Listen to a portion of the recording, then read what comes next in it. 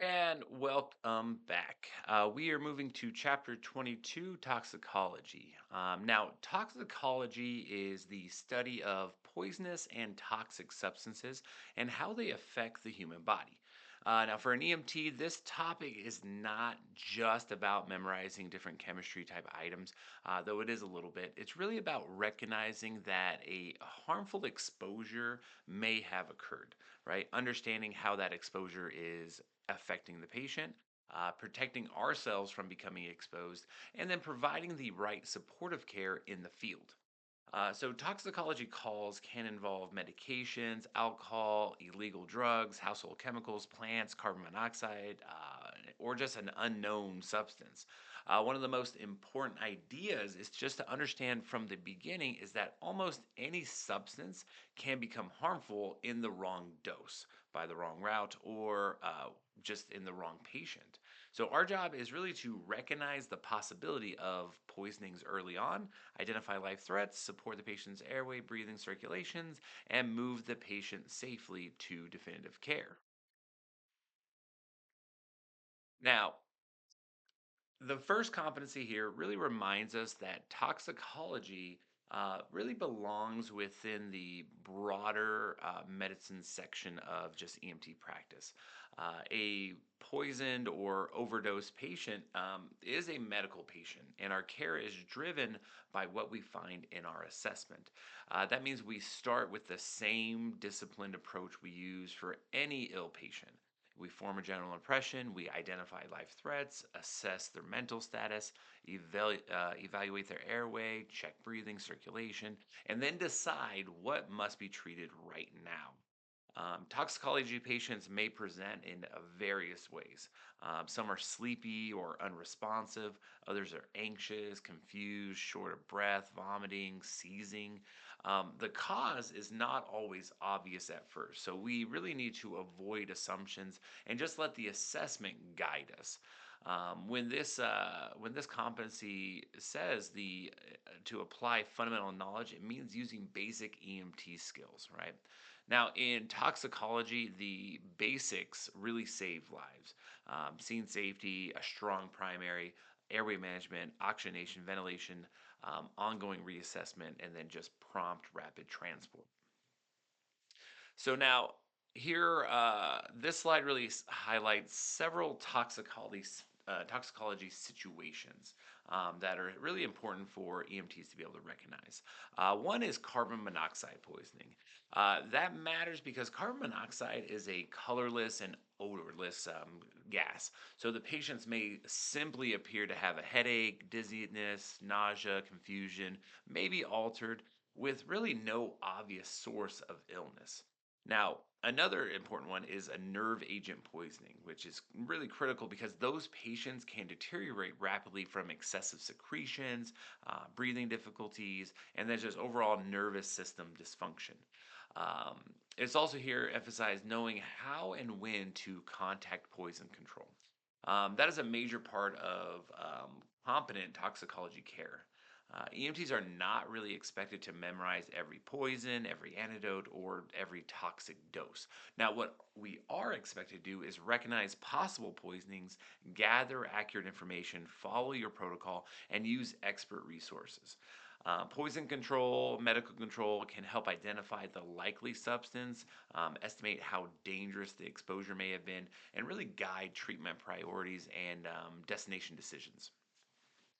Now, this competency expands the chapter into the major categories of toxic exposure that EMTs really need to understand.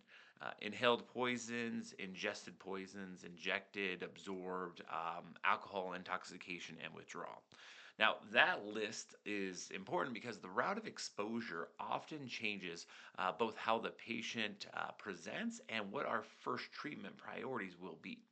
An inhaled poison may cause like an immediate airway or oxygenation problem. A poison absorbed through the skin may require decontamination before we can even begin patient care. A swallowed poison may create aspiration risk, gastrointestinal injury, or just continued absorption from that digestive tract. An injected poison may act very quickly because it enters the body from the bloodstream. Alcohol is also included because both intoxication and withdrawal can become life threatening emergencies. So, as we move through this chapter, you just have to start thinking in an organized way. What was the substance? How did it enter the body? What body systems is it impacting? And what does that mean for the EMT in the field? Now, moving on to the introduction. Okay, so this begins with just a simple, important principle. Every day we come in contact with things that can be poisonous under certain circumstances. Okay, now what makes something a poison is really often the dose, the concentration, the route of exposure, and the patient who is exposed. A substance that is safe in one amount may be dangerous in another. So that is really why toxicology is not limited to just illegal drugs, industrial chemicals. It can include everyday medications, alcohol, cleaning products, and even common household items. So in this chapter, we're going to look at acute poisonings and how it affects 2 million people each year. And chronic poisonings is even more common. Now, an acute poisoning usually means a single exposure or like a short term event, like swallowing too many pills. A chronic poisoning develops over time. It's really often from repeated exposure or just long term misuse of a substance. Now, from the EMT perspective, both of these are going to be very important. But the immediate emergency call is often triggered by that acute effect of poisoning, especially when the breathing, mental status, or circulation begins to fail. Um, this slide really adds just more perspective. Okay, so deaths from poisonings are relatively rare compared with the total number of exposures, but poisonings really should never be treated as just a minor case. One major success in prevention has been the steady decline in pediatric poisoning deaths, really since child-resistant caps became common on medication containers. That's just an example of how public health measures can really save lives. At the same time, though, here it points out that deaths related to chronic poisoning in adults have been rising, and that's largely, unfortunately, due to drug abuse. For EMTs, the practical lesson is that really poisonings can affect any age group, but the context can be different, right? In children, poisonings is often accidental. In adults, it may be accidental, intentional, or just related to chronic substance misuse. But regardless of the cause, our role is not to judge the patient, right? Our role is to recognize the problem, manage those immediate threats like respiratory depression, altered level of consciousness, and just provide supportive care during transport. Because really, in many of the toxicology calls, simple but effective airway and breathing support is really what's going to prevent death. Now, before we can manage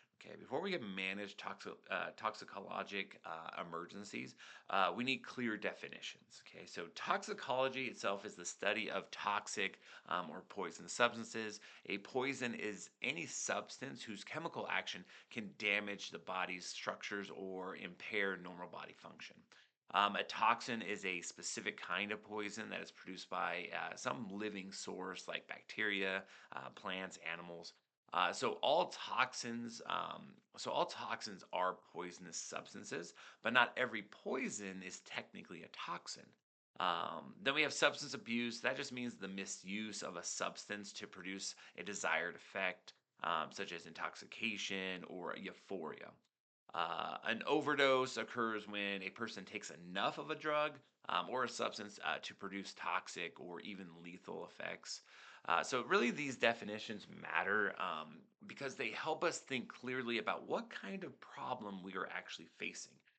They reinforce really an important idea that harm can occur from prescription drugs, street drugs, natural toxins, and many non drug type substances. So the exact source may be different, but the EMT's task is always going to be the same: recognize the danger and then manage the patient safely. Um, Now, one of the most important responsibilities here in toxicology is, again, just recognizing that a poisoning may have occurred. Now, in real life, that is not always going to be obvious. Okay. So patients may present with vague symptoms like slow breathing, vomiting, confusion, maybe just decreased responsiveness. But sometimes, most of the time, the best clue is not the patient's complaint, but the environment around the patient. That's why it's so important to pay attention to your surroundings when you're on scene. Very small amounts of some poisons can actually cause severe harm or even lead to death. And that same substance that injured the patient may also injure you, the rescuer. Seeing clues such as unusual odors, pill bottles, chemical containers, drug paraphernalia, or just multiple patients with similar symptoms should really all raise red flags.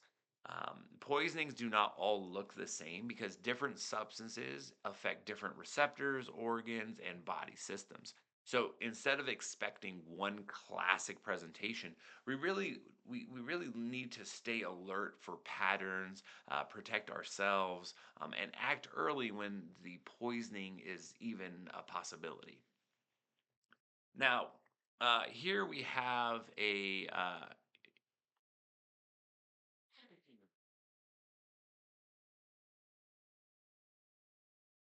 Now, here we have a table that could be very useful in concepts called pattern recognition. Okay.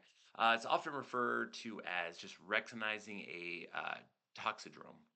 Now, a toxidrome is a group of signs and symptoms that tend to appear with a certain class of poisons or drugs. Opioids, opiates usually slow the patient down. So you think of hypoventilation, apnea, pinpoint pupils, sedation, and sometimes hypotension. Your sympathomimetics, however, do the opposite. They speed the body up and often cause hypertension, tachycardia, agitation, seizures, hyperthermia. Then we have the sedative hypnotic drugs. Those can actually resemble alcohol intoxication with slurred speech, sedation, hypotension. We have anticholinergic overdoses, which often create a hot, dry, confused patient, dilated pupils, decreasing in their bowel sounds. We have cholinergic poisonings. Now, this is often remembered as the wet toxidrome with excessive secretions and airway compromise. Really, the pneumonic sludgem helps us organize it: salivation, lacrimation, urination, defecation, gastric upset, emesis or meiosis. Now, you don't need to memorize every detail here all at once, but you really do need to understand that these patterns are going to help you recognize the danger quickly, even when the exact substance is still not known.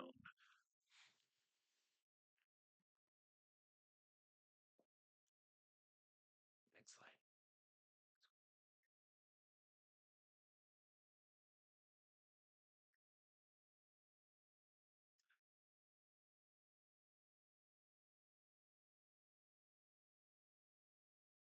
Now, when poisoning is suspected, the history you obtain can really be just as important as the physical exam. These questions are focused for a specific reason, right? Asking when or no, what substance was taken helps identify the likely class of the poison. Asking when it was taken or when the exposure occurs really helps estimate whether the substance is still being absorbed and whether the patient may worsen over time. Asking how much was ingested, just meaning swallowed, really helps determine whether the dose may be toxic or lethal. Asking about food or drink before or after the exposure matters because it can affect absorption and influence treatment decisions. Asking whether anyone has already given an antidote or something by mouth is going to really help us avoid duplicating any intervention or missing a complication. And really asking how much the patient weighs matters because some toxicity estimates and treatments are all weight based. Okay. So these questions fit into that sample history, again, which stands signs and symptoms, allergies, meds, pertinent past medical history, last oral intake, and then events leading up to the illness. But if the patient cannot answer them reliably, we need to gather that same information from bystanders, from family members, medication bottles, or other scene evidence. Okay. Now, once you suspect poisoning, the next step is going to be to simply investigate the actual scene that you're in. In toxicology specifically, the environment often tells you as much as the patient does. You want to look around the immediate area for anything that might explain the exposure. Overturned bottles, scattered pills, a syringe, household chemicals, food, drink containers, maybe even a damaged plant. So these items are not just, again, clutter or things that you find on the scene. They may identify the substance, suggest a certain route of exposure, and really help estimate how much has been actually taken. Containers are especially valuable because they may list the actual drug name, the ingredients, the concentration, the manufacturer, the prescribed dose, and sometimes the number of pills that were originally in the bottle. All of that information can really help the emergency department determine what the patient took and really what treatment may be needed to best help the patient. Um, when it is safe and appropriate, take suspicious materials and containers with the patient so the receiving team just has the best possible information. This is really one of the reasons toxicology calls demand both medical assessment skills and a little bit of detective work on behalf of the EMT. Now, vomitus can provide another important clue in a specific poisoning call. If the patient has vomited, you want to examine the contents for pill fragments or other kind of unusual material. This may actually help confirm that a medication or a toxic substance was actually swallowed, and even show whether the tablets were intact, if they're dissolved, or mixed with several different substances. In some patients, the vomit may actually contain a plant material, food, certain colors, or just fragments that really match items that are found nearby on the scene. Just as important, if you see anything unusual, you really need to document it clearly because that evidence may be lost before the patient ever reaches the hospital. At the same time, this really has to be done safely. Okay, use your appropriate personal protective equipment, the PPE. Really, because vomit can expose you to bodily fluids and potentially to the actual substance itself. So it's just important to understand this principle on toxicology. You're constantly gathering information while you're protecting yourself, right? Good assessment in toxicology is not only what you find on the patient, but also what you notice, what you can preserve, and what you report on the scene. Now, the route. So, how poisons actually enter the body. So, the route of exposure is one of the most important ideas in toxicology because it helps determine both what the poison will do and what you can do about it in the actual field.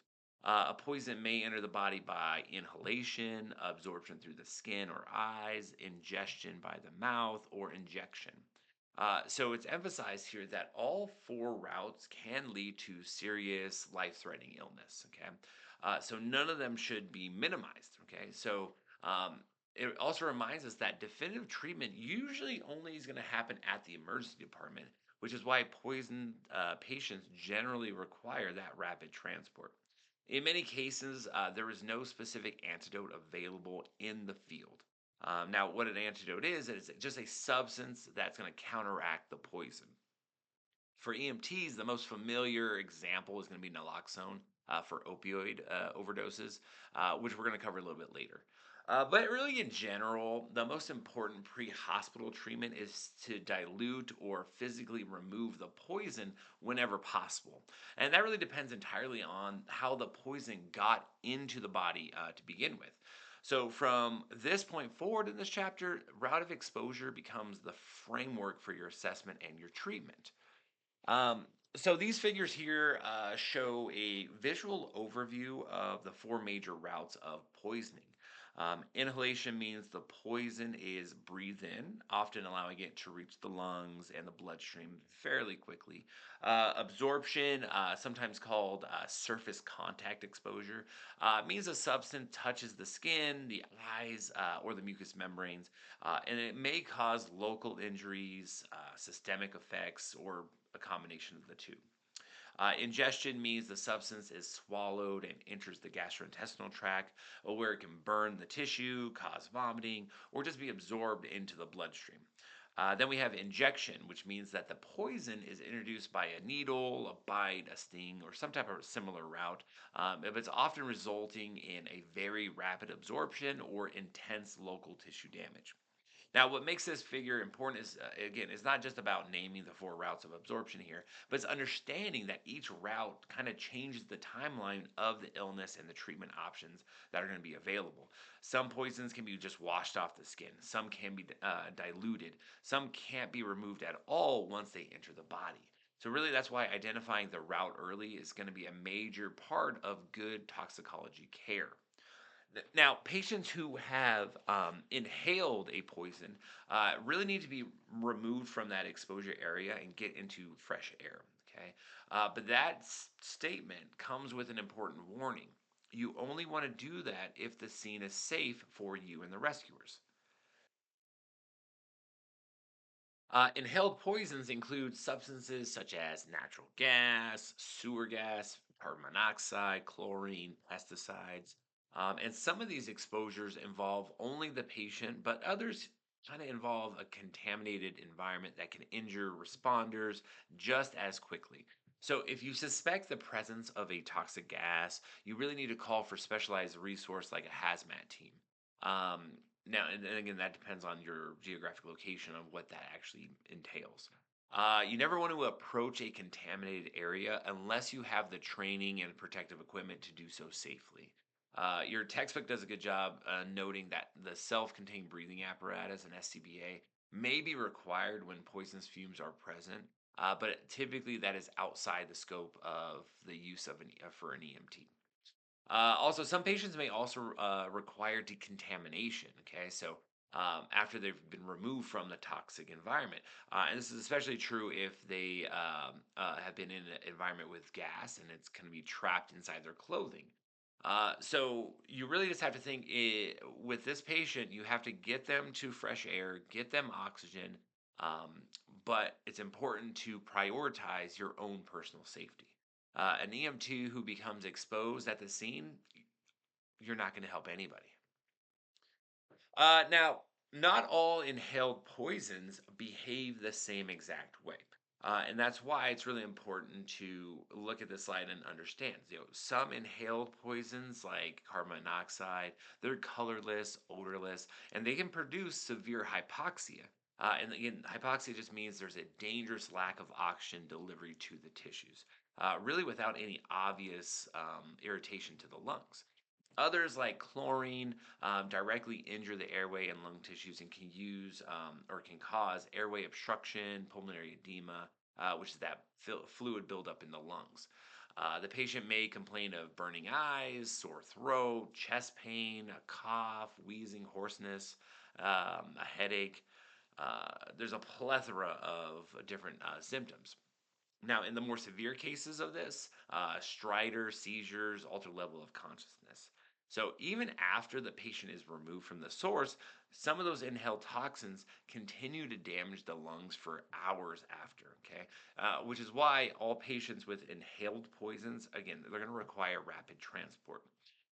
Pre-hospital care centers, centers really on removing the patient from the exposure, administering supplemental O2, assisting ventilations as needed, and really just keeping your suction on standby in case the patient starts to vomit. It's also important to remember that pulse oximetry can be misleading with some inhaled poisons. So, a normal reading does not always mean oxygenation is taking place and that the patient is safe. Here are some classic and really dangerous examples of inhaled poisonings. Carbon monoxide exposure in a vehicle, right? So, some patients do attempt suicide by sitting in a running car, often in an enclosed garage where the exhaust fumes allow carbon monoxide to build up. Now, carbon monoxide is just dangerous because it can cause severe hypoxia because again, it is colorless, odorless, and it's really just non-irritating. So the patient may simply appear tired, confused, and then unresponsive. This is one reason scene awareness is so important. Right. If you encounter an unconscious patient in or next to a vehicle, or if more than one person in an enclosed area has similar unexplained symptoms, you really need to think about environmental poisonings. So don't rush into this potentially contaminated atmosphere.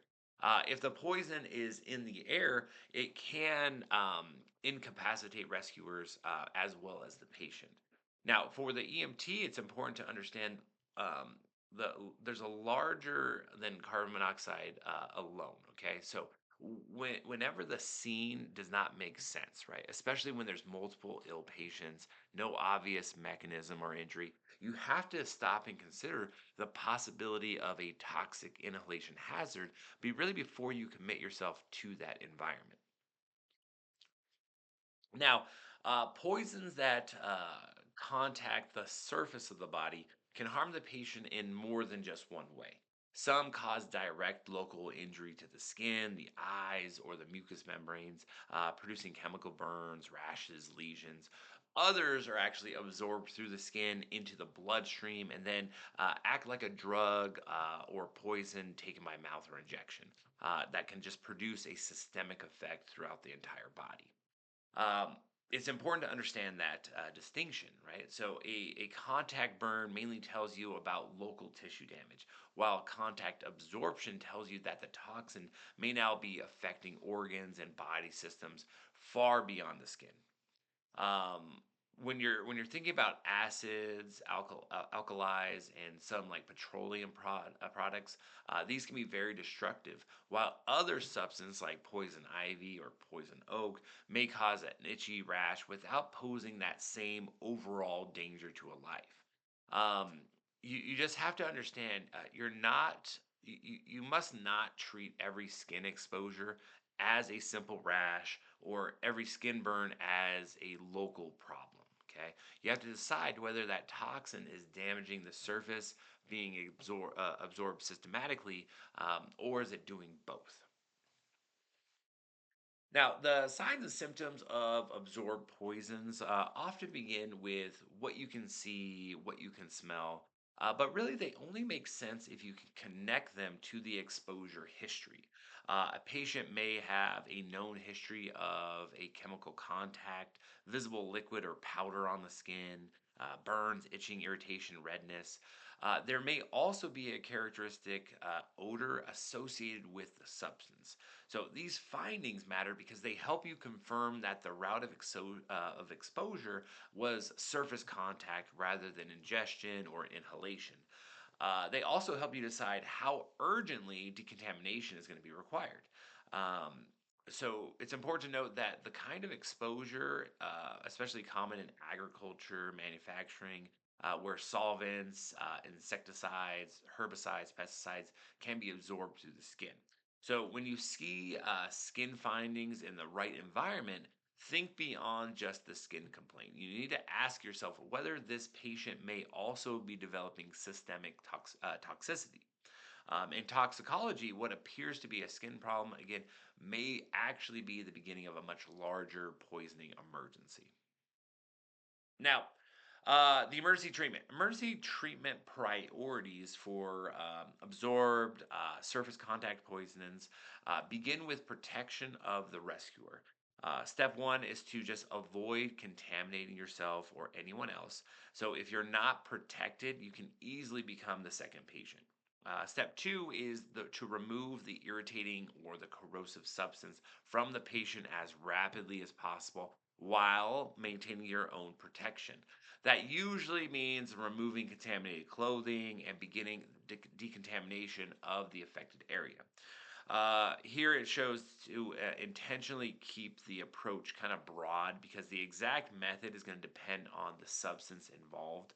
But the sequence is what matters. Protect yourself first, and then stop the patient's ongoing exposure. So this is an important toxicology mindset. So unlike some other medical emergency, the toxic insult may still be actively happening when you arrive. If the substance remains on the skin or the clothing, the patient may continue to absorb it, and the rescuer is again at risk of being exposed. So before you focus on anything else, control the contamination and interrupt the exposure safely and just efficiently.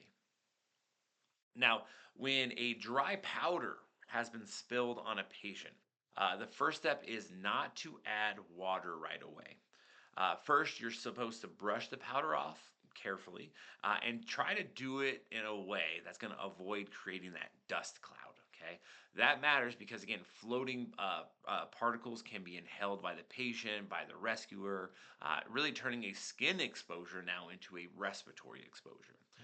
Once the dry chemical has been removed as much as possible, then you're going to flush the skin with water, preferably sterile water, for about 15 to 20 minutes, and then wash the area with soap and water. If the substance is a liquid on the skin, you're just going to flood that area with water for again 15 to 20 minutes. The goal here is to dilute the chemical, remove as much of it as possible, and just stop further tissue damage and absorption. So this is a prime example of why decontamination is not a minor step. Okay, in many surface exposures, decontamination is the treatment that's going to change the patient's outcome.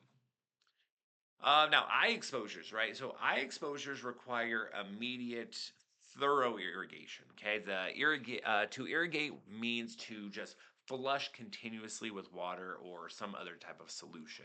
Now, when a chemical gets into the eyes, every single minute counts because the cornea and the surrounding tissues they're very sensitive and can be damaged very rapidly.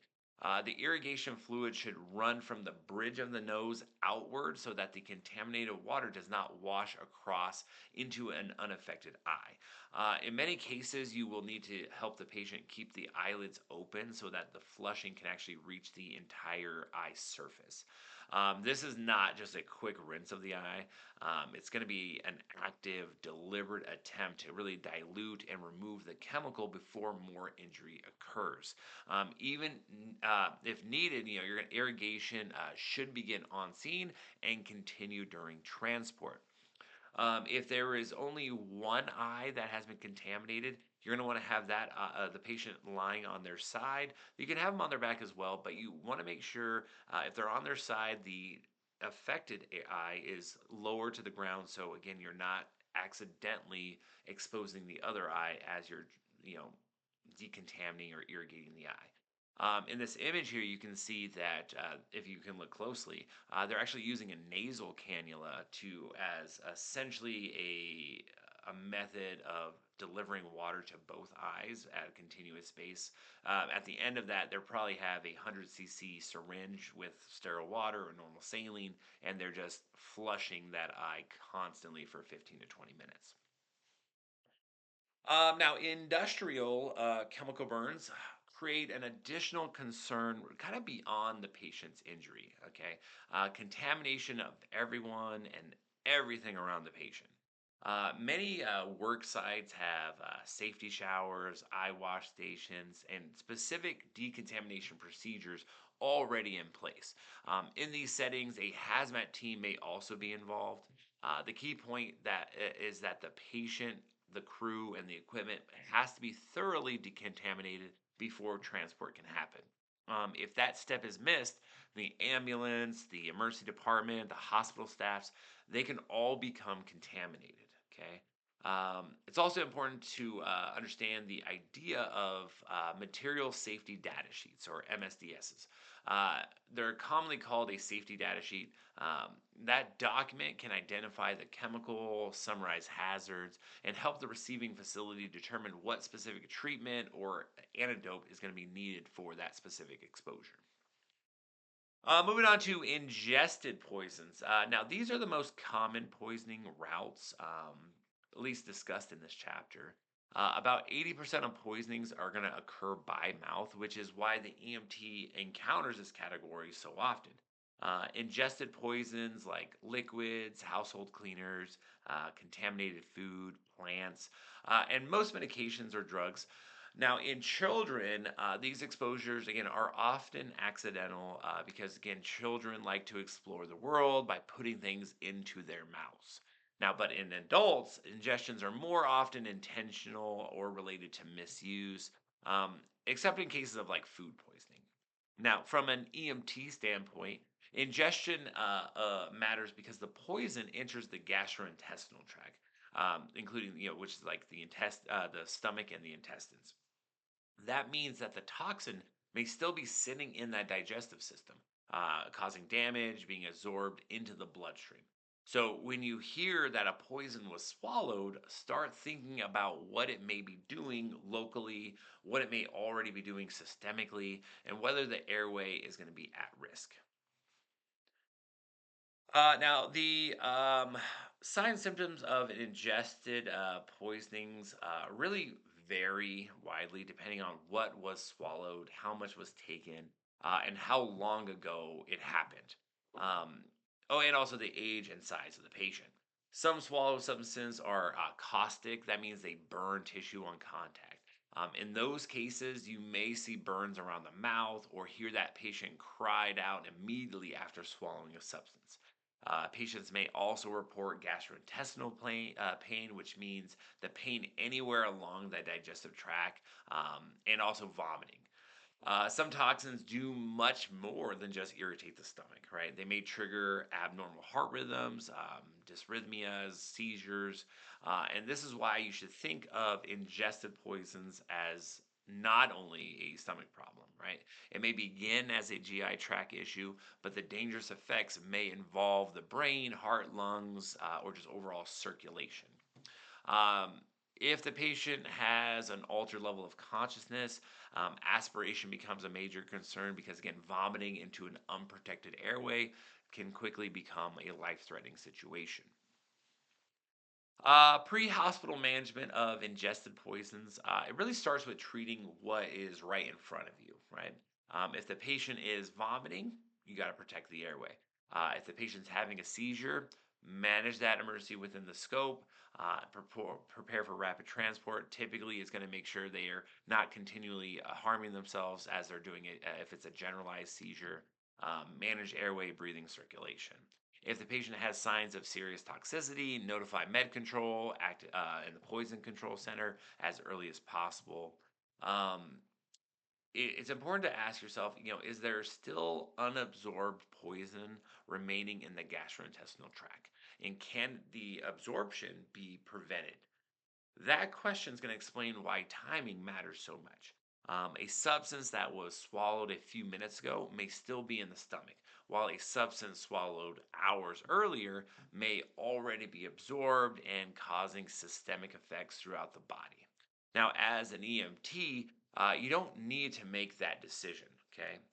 Your job is to gather accurate information, recognize the patient's immediate threats, and then communicate with poison control and med control so that the field care and hospital care are just based on the best available information that you can gather. This slide talks about activated charcoal, but it also reminds you of the more important principle. Always immediately assess ABCs of every patient. Okay. Activated charcoal may be available in some EMS systems and can help with select ingestions, but it's never more important than airway, breathing, circulation. Okay.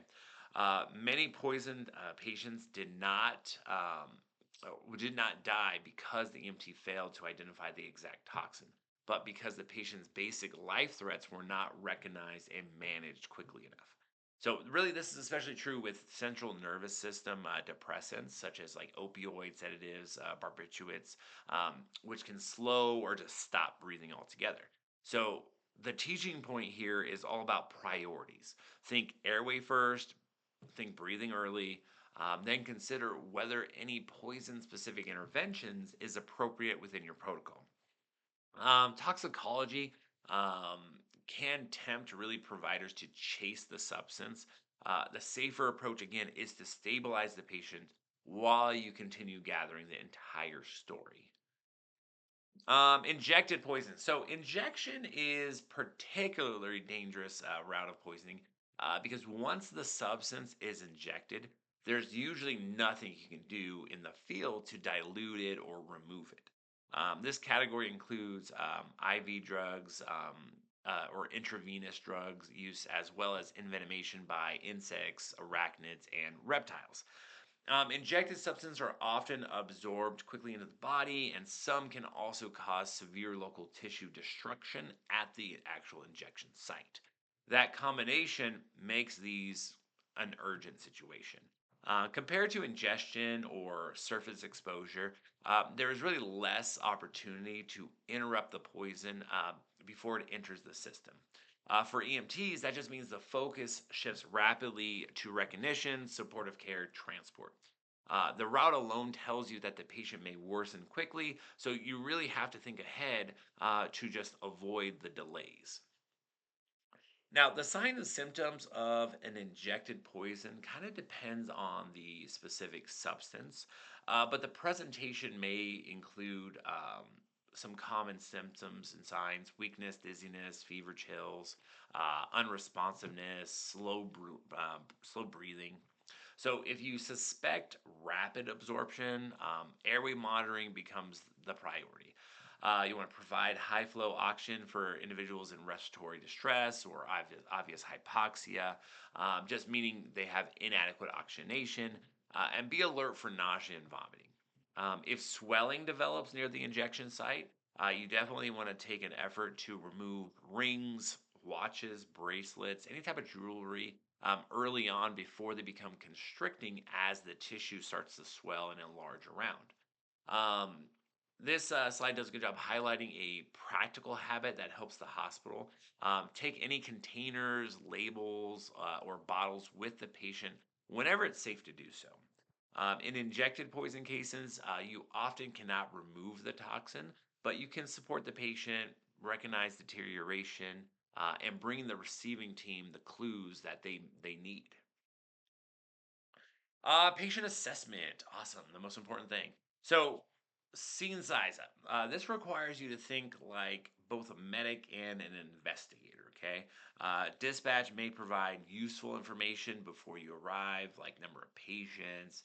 Maybe they reported the nature of the illness, whether there was a trauma, or whether additional resources may be needed. But even so, you must still confirm scene safety for yourself.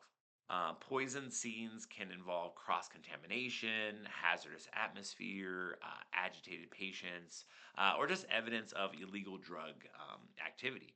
So you want to use standard precautions, but also look for those clues, right? Is there an odd odor in the room? Are there medication bottles? Does it look like medication is missing or alcohol containers present? Do you see syringes or drug paraphernalia? Is there any odor or setup that suggests like an illegal drug laboratory? Those questions shouldn't be optional. Okay. They're going to guide whether the scene is safe, what types of exposures may have occurred, and what additional resources should be requested.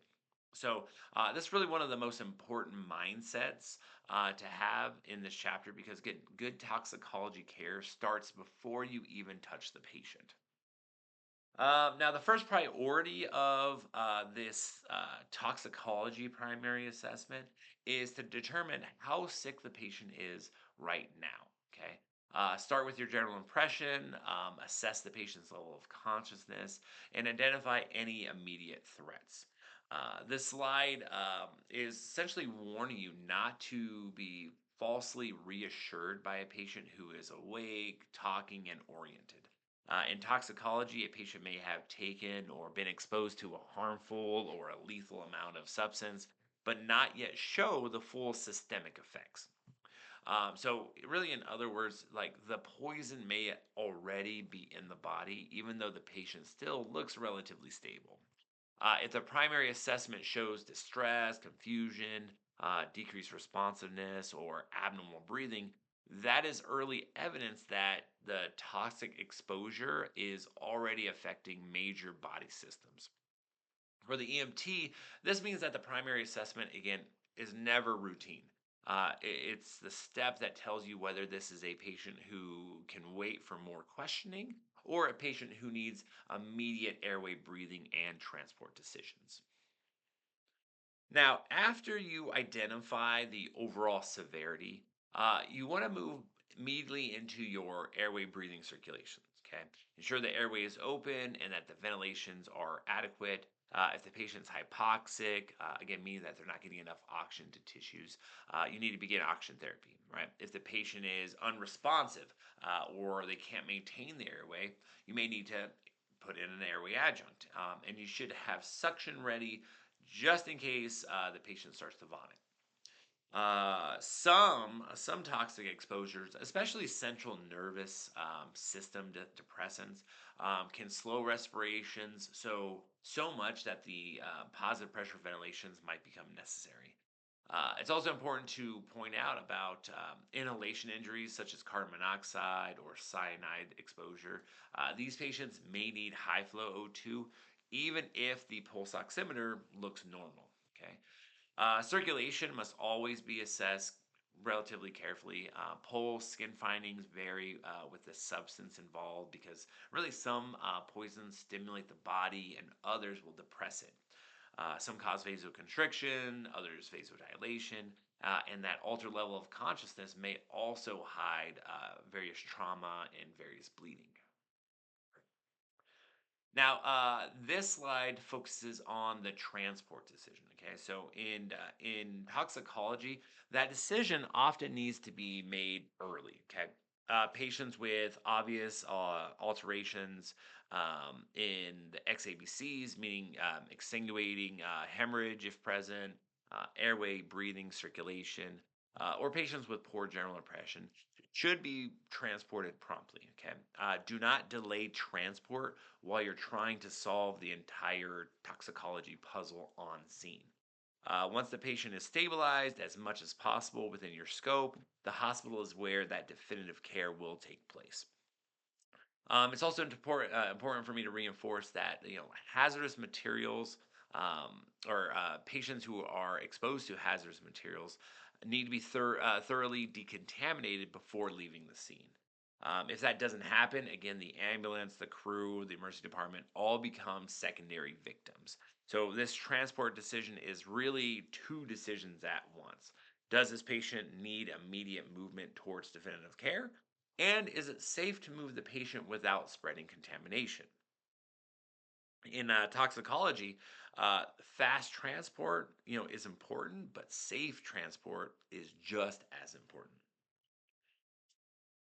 Now, once life threats have been managed, history taking helps explain what happened and where the patient may be heading next. Begin by investigating the chief complaint and the history of the present illness. If the patient is responsive, start with an evaluation of the exposure and obtain that sample history. Sample was going to start with, again, signs and symptoms, allergies, medications, pertinent past medical history, last oral intake, and then events leading up to the illness or injury. If the patient is unresponsive, the history must come from other sources, like if there's family on scene, friends, coworkers, bystanders, maybe clues on scene, medication bottles, medical alert bracelets and tags, identification cards. Uh, so, so the key here, the key idea in toxicology is that history is not separate from patient care, right? The history, physical examination, and the vital signs all work together to tell you what the substance may be doing to the patient's body and what problems are most likely to develop next. Now, often, especially on longer transport, this information can continue to be gathered while en route to the hospital. Now, these questions are focused because each one changes clinical decision making. Okay. Ask what substance was involved because identifying the agent helps predict the likely toxidrome. expected complications, and possible treatments. Ask when the patient became exposed, because timing helps estimate whether the toxic effects should already be present, whether they may worsen later, and whether the hospital intervention might still be effective. Also, ask how much the patient ingested or what levels of exposure was, because again, toxicity is dose independent. A dose that is mild in one patient may be dangerous or fatal in another, just depending on age, size, and the patient's overall health status. The Poison Center can use this information to estimate whether the exposure is likely harmful or lethal. It's just why vague answers such as, some pills or a little cleaner are not enough if better information is available. Your job is specifically to narrow the unknowns as much as possible while continuing to monitor the patient. Now, the final set of history questions here really help refine both severity and treatment planning. Ask over what period the patient took or was exposed to the substance. An exposure that happened all at once may behave differently from one that developed over minutes or hours. Ask whether the patient or bystander performed any intervention and whether it actually helped. Bystanders may have given something by mouth. They may have moved the patient, attempted a remedy, or administered an antidote like naloxone. The information matters again because prior interventions can improve the situation, can complicate the situation, or just change what the hospital needs to do next. Lastly, ask how much the patient weighs. The weight matters again because some treatments, including activated charcoal, again, when permitted by protocol, are weight based. Okay. In the emergency department, antidotes may also be dosed by weight. So this slide is just teaching an important lesson.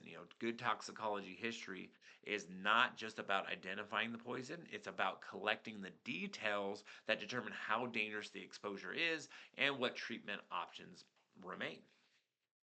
Now, yeah. So now going into your secondary assessment for toxicology, it's not supposed to be random, right? If the patient is critically ill or the transport time is short, you may not have time to do a full secondary assessment. And that is acceptable because XABCs always take priority. But when you can do it, tailor the examination to the route of exposure and the body systems most likely to be affected. If the patient ingested a poison, you want to inspect the mouth for burns from the caustic substance or for pill or plant fragments. If the exposure involved the skin, look for burns, rashes, irritation, and just the size of the affected area. If the poison was inhaled, listen to the lungs for wheezing, crackles, or poor air movement. A broader system review may also reveal important systemic effects, especially patients who are unresponsive, significantly injured, or chemically burned. Baseline vitals are, again, especially important because many poison patients do not look as sick as they really are. Changes in mental status, pulse, respiration, blood pressures, and skin may be the earliest, like reliable clues that the exposure is becoming more serious. Reassessment. So, reassessment in your critical toxicology patient. It's important because a patient who has some type of poisoning inside them, they can change rapidly without warning. Reassess the adequacy of your XABCs, repeat vital signs, compare them with the baseline set, and just evaluate whether your interventions are working. A patient who initially seems stable may begin to deteriorate, and really more of the poison, as more of the poison is absorbed. While a patient who is initially improved may actually worsen again as the reversal agent that you may have given wears off or another co ingested substance begins to take effect. So, really, clear reassessment is every 15 minutes for stable, every 5 minutes for unstable. Okay. or just when I say every 5 minutes, it could actually just be continuous, right? And that's gonna be for a patient who consumed a harmful or lethal dose. If the poison is unknown, the safest approach is going to be frequent reassessment. Okay. In toxicology, time changes the patient. Okay. That means your assessment cannot remain fixed at what you found on first contact. You need to keep asking: is this airway still open? Is breathing still adequate? Is circulation improving or is it failing? Is mental status changing? All very important during your reassessment. Now, this slide really just brings the chapter back to its central treatment principles. And again, that's supporting XABCs. It's the most important task. Um, it's the most important thing you're going to learn as an EMT is your patient assessment. And your patient assessment is going to boil down to managing XABCs. Okay.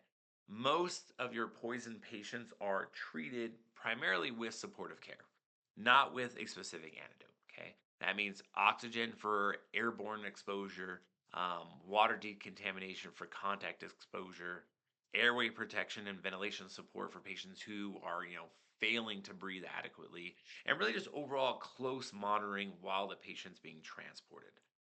You want to contact medical control or the poison control center when treatment options are unclear or when the poison may require special guidance.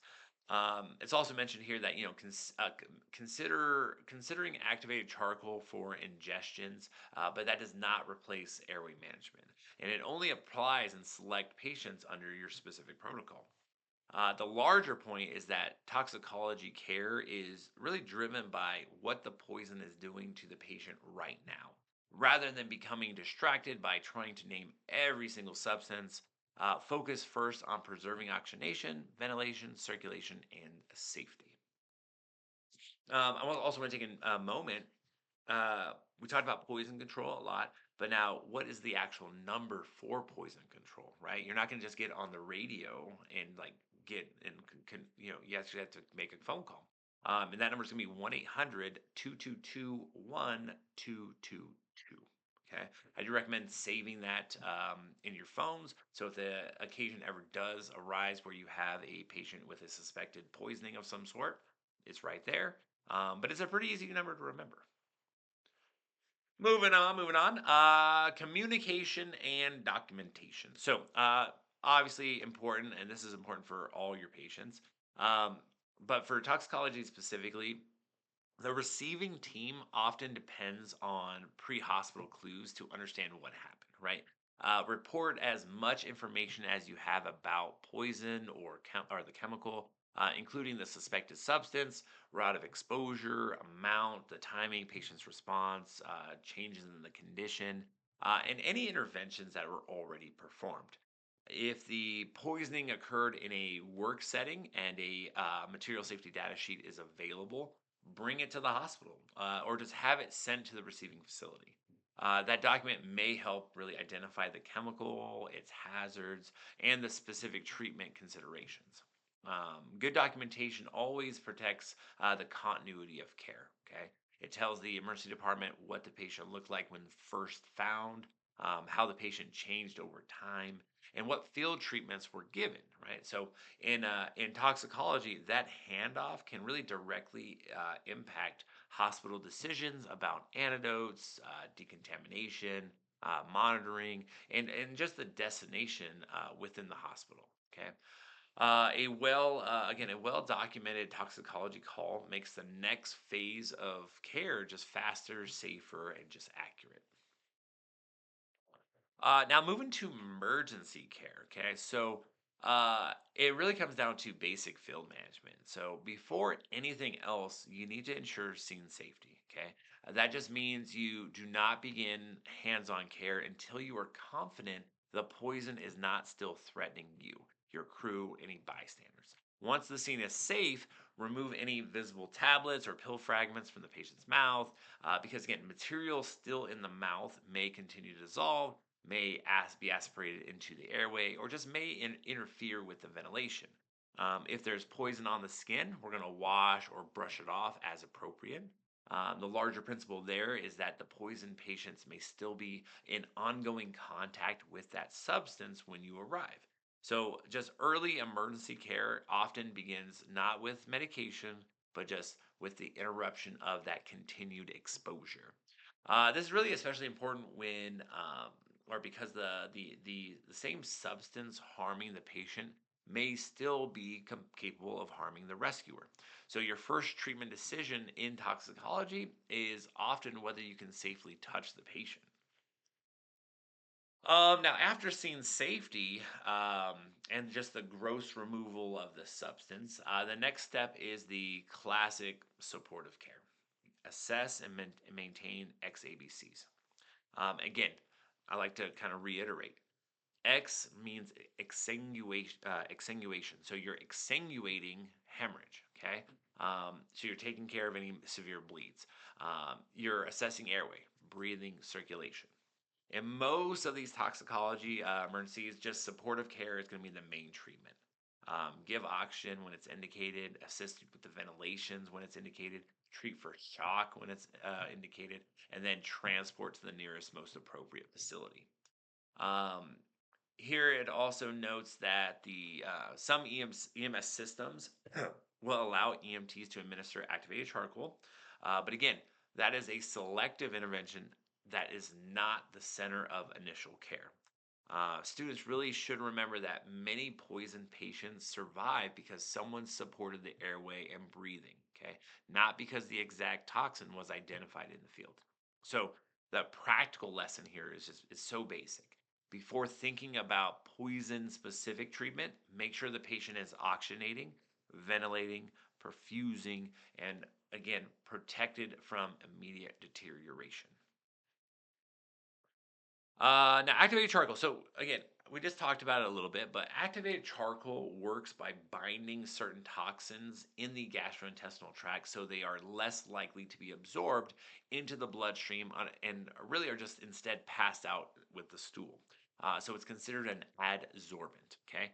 That mechanism sounds very simple, but really the clinical decision is not. Activated charcoal does not work for every poison, okay? And in some patients, it's dangerous, right? So let's look at the contraindication. It is not indicated for ingestions involving alkali poisons, cyanide, ethanol, iron, lithium, methanol, mineral acids, organic solvents. It is also contraindicated if any patient who has a decreased level of consciousness who cannot protect their own airway. That airway point is the most critical, right? If the patient cannot swallow safely or may vomit and aspirate, charcoal can actually do more harm than good. So it's important for you to think or to not think of charcoal as a routine poison treatment. It's a selective gastrointestinal kind of decontamination tool that it is only appropriate in the right substance, the right patient, and the right situation. Now, this slide just focuses on preparation and dosing.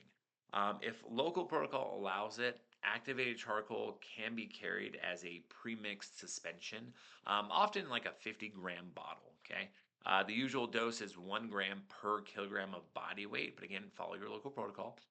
That weight based dosing kind of matters because children and adults do not receive the same amount automatically. Your textbook adds a couple useful details.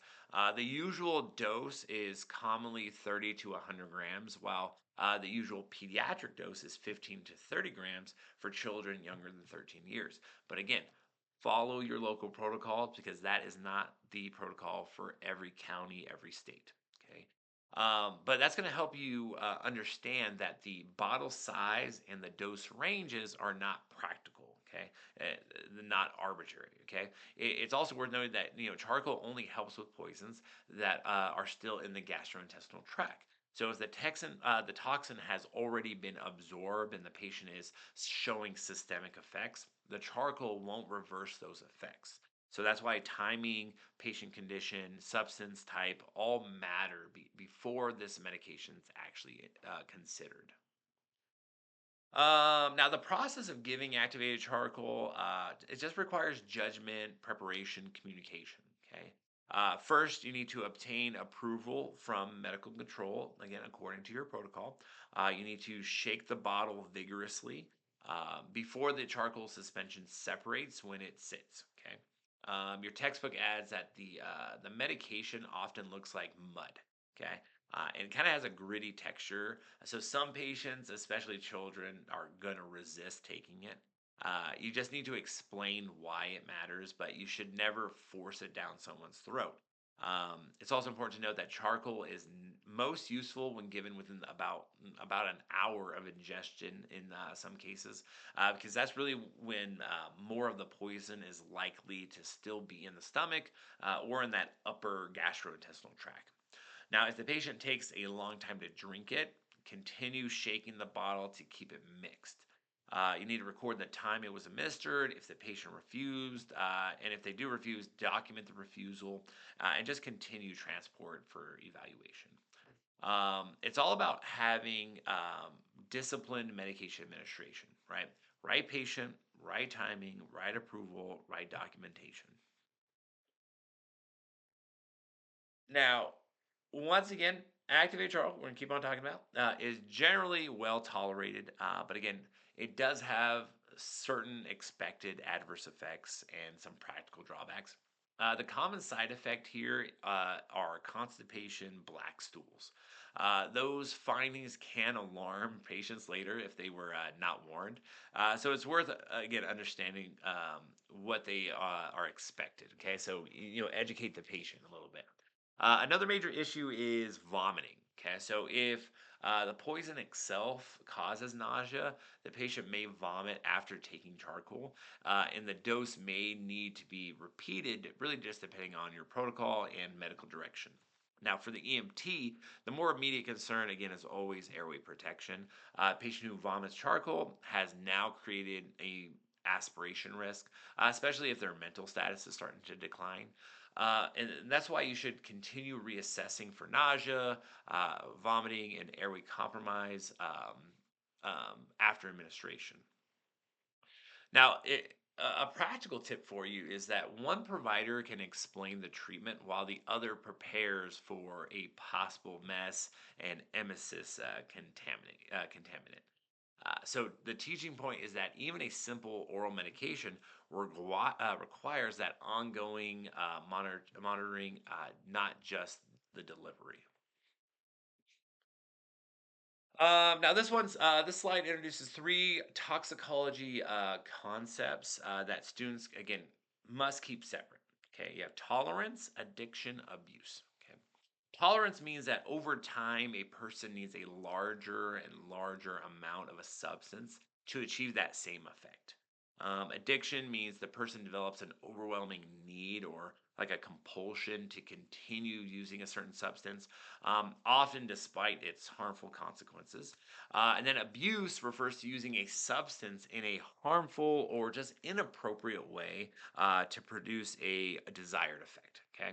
Now, these concepts, again, are important because they explain why some patients present after taking enormous amounts of a substance that would quickly overwhelm someone else. They also remind us that toxicology is not limited to heroin, cocaine, alcohol. The textbook specifically points out that almost any substance can be abused, laxatives, nasal decongestants, vitamins, even food. Now, for the EMT student, that main lesson here is that poisonings and overdose exist on a spectrum that include experimentation, misuse, dependence, chronic substance abuse. That background helps explain patient presentation, risk of reoccurrence, and why the same reported dose may not affect every patient the same exact way.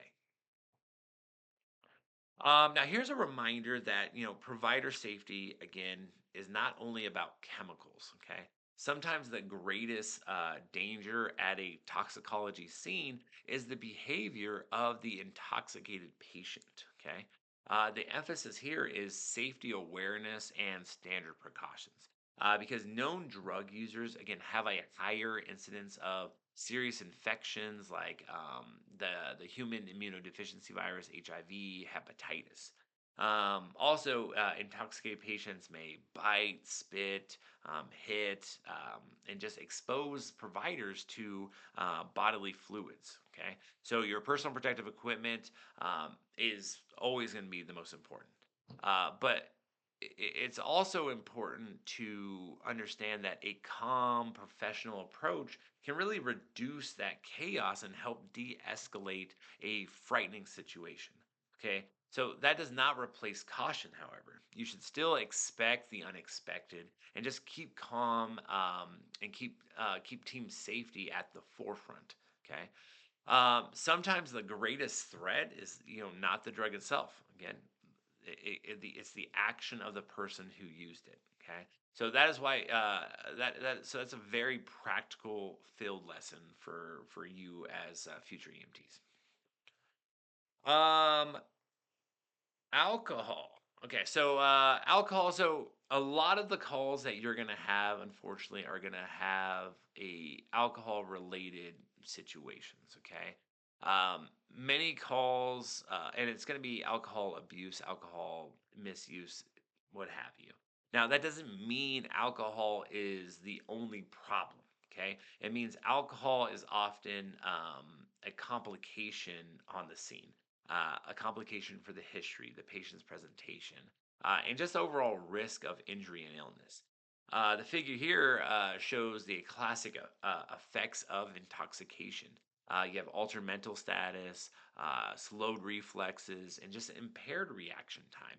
So those really explain why alcohol is so closely linked with falls, with assaults, vehicle crashes, poor judgment, um, delayed recognition of serious injury and illness. Now, as an EMT, um, you should never really dismiss a patient as just drunk. Okay, an intoxicated appearing patient may also have head trauma, hypoglycemia, a second overdose, internal bleeding, or just a medical emergency. So it's very important to understand that alcohol intoxication is common, but common does not mean benign. Okay. Now this slide again, we're going to talk about intoxication and alcohol for a bit, but we're going to expand a little bit and begin to address alcohol as a long-term toxic substance. Okay, alcohol can damage the liver through chronic overuse, but it's also important to understand that occasional heavy use, like binge drinking, can also be just as harmful. Now, binge drinking just means they're consuming large amounts of alcohol over a short period of time. And it can be really dangerous because it may lead to rapid central nervous system depression, injury, poor decisions, vomiting, and toxic interaction with other substances. Okay. So the big teaching kind of point here is that alcohol toxicity is not just whether the does someone drink every day, right? The pattern is important. It matters. Context matters. A patient who does not consider themselves an alcoholic may still suffer serious consequences from one episode of heavy drinking. Now, for the student, you as an EMT student, this helps kind of explain why patients with alcohol-related emergencies can range from the chronically ill liver disease patient to the teenager or young adult who becomes critically intoxicated at a party. Now, alcohol itself is a powerful central nervous system depressant. Okay, that means it slows brain activity, it decreases alertness, reduces inhibition, and can progressively impair your coordination, judgment, and reflexes, and the reaction time. It's both a sedative and a hypnotic. Okay, so a sedative is going to decrease activity and excitement, while that hypnotic actually promotes sleep. Okay, so now in the field, that progression matters because a patient may move from appearing simply intoxicated to becoming lethargic, poorly responsive, and just unable to protect their own airway. Alcohol, however, can also cause aggressive impulsiveness or just inappropriate behavior, which can make the scene unpredictable. Okay. Um, It's also important to know that alcohol commonly increases the effects of other substances. Patients may combine alcohol with prescription medications, over-the-counter drugs, street drugs, and that combination can intensify respiratory depression or mental status changes. So when you assess an intoxicated patient, do not just assume alcohol is the only problem. Treat the presentation that's in front of you and stay alert for co ingestion, trauma, and any type of airway risk. Now, once alcohol intoxication begins to produce serious central nervous system depression, the priority is going to shift immediately to supportive care. If the patient is breathing inadequately, provide respiratory support. That may sound pretty straightforward, but alcohol calls are complicated by vomiting. Okay, alcohol typically irritates the stomach, and patients may vomit forcefully. In some cases, the emesis may even contain blood, which we're going to call a hematemesis. Okay. Now, vomiting matters because it creates a major aspiration risk in patients with a decreased level of consciousness. A patient who cannot protect the airway can aspirate vomit and then rapidly deteriorate. Now, this slide also presents with delirium tremens or DTs, which are essentially frightening hallucinations associated with alcohol withdrawal. It's not just they're intoxicated, okay? A patient who has stopped drinking or sharply reduced their alcohol intake may become restless, confused, hallucinating, and medically just unstable. So when you see alcohol on scene, just think big picture, okay? The emergency may be intoxication, withdrawal, aspiration, internal bleeding, trauma, hypoglycemia, or it could be a combination of a bunch of problems. Again, going back to DTs, one of the most serious complications of alcohol withdrawals is delirium tremens. Um, it could essentially start 1 to 7 days after a person stops drinking or when alcohol intake is decreased by a great amount. These patients can really present with agitation, restlessness, sweating, tremors, confusion, disorientation, delusions, seizures, hallucinations. This is not a minor behavioral problem, it's a medical emergency. In the field, you're going to use a calm, non threatening approach and protect the patient from self injury, especially if seizures occur. Never want to restrain these patients unless it's absolutely necessary for safety, because that agitation can only make things worse. Watch closely for airway compromise, breathing difficulty, vomiting, signs of dehydration, hypovolemia, or just emesis. Again, have suction ready, provide O2 if it's indicated, and then just promptly transport. A good teaching point here is alcohol can kill by two very different pathways. Intoxication can depress breathing, while withdrawal can overstimulate the body, produce a seizure and shock. Both are dangerous, but both can look very different. All right, so we're going to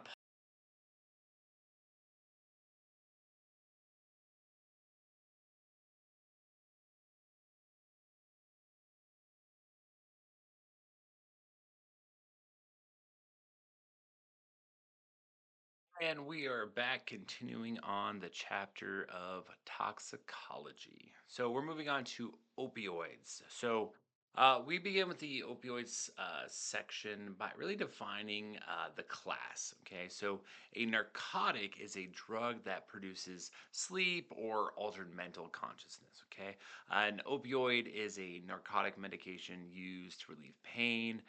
An opiate is a subset of the opioid family and it really refers to specifically to the natural, non synthetic drugs derived from the opium poppy, like codeine and morphine. Now, in everyday hospital language, really providers often say opioid to refer to the whole group. For students, really the big takeaway is that these are potent pain relieving drugs with a strong depressant effect on the central nervous system and the respiratory drive. Some are prescribed and taken appropriately. Others are misused, diverted, or just obtained illegally. Regardless of the source, the field emergency usually develops when the drug suppresses breathing enough to create hypoxia and eventual cardiac arrest if it's not treated. So, so as we go through the opioid slides, just keep the core clinical picture in mind: decreased responsiveness, inadequate breathing, and the need for rapid airway and ventilatory support.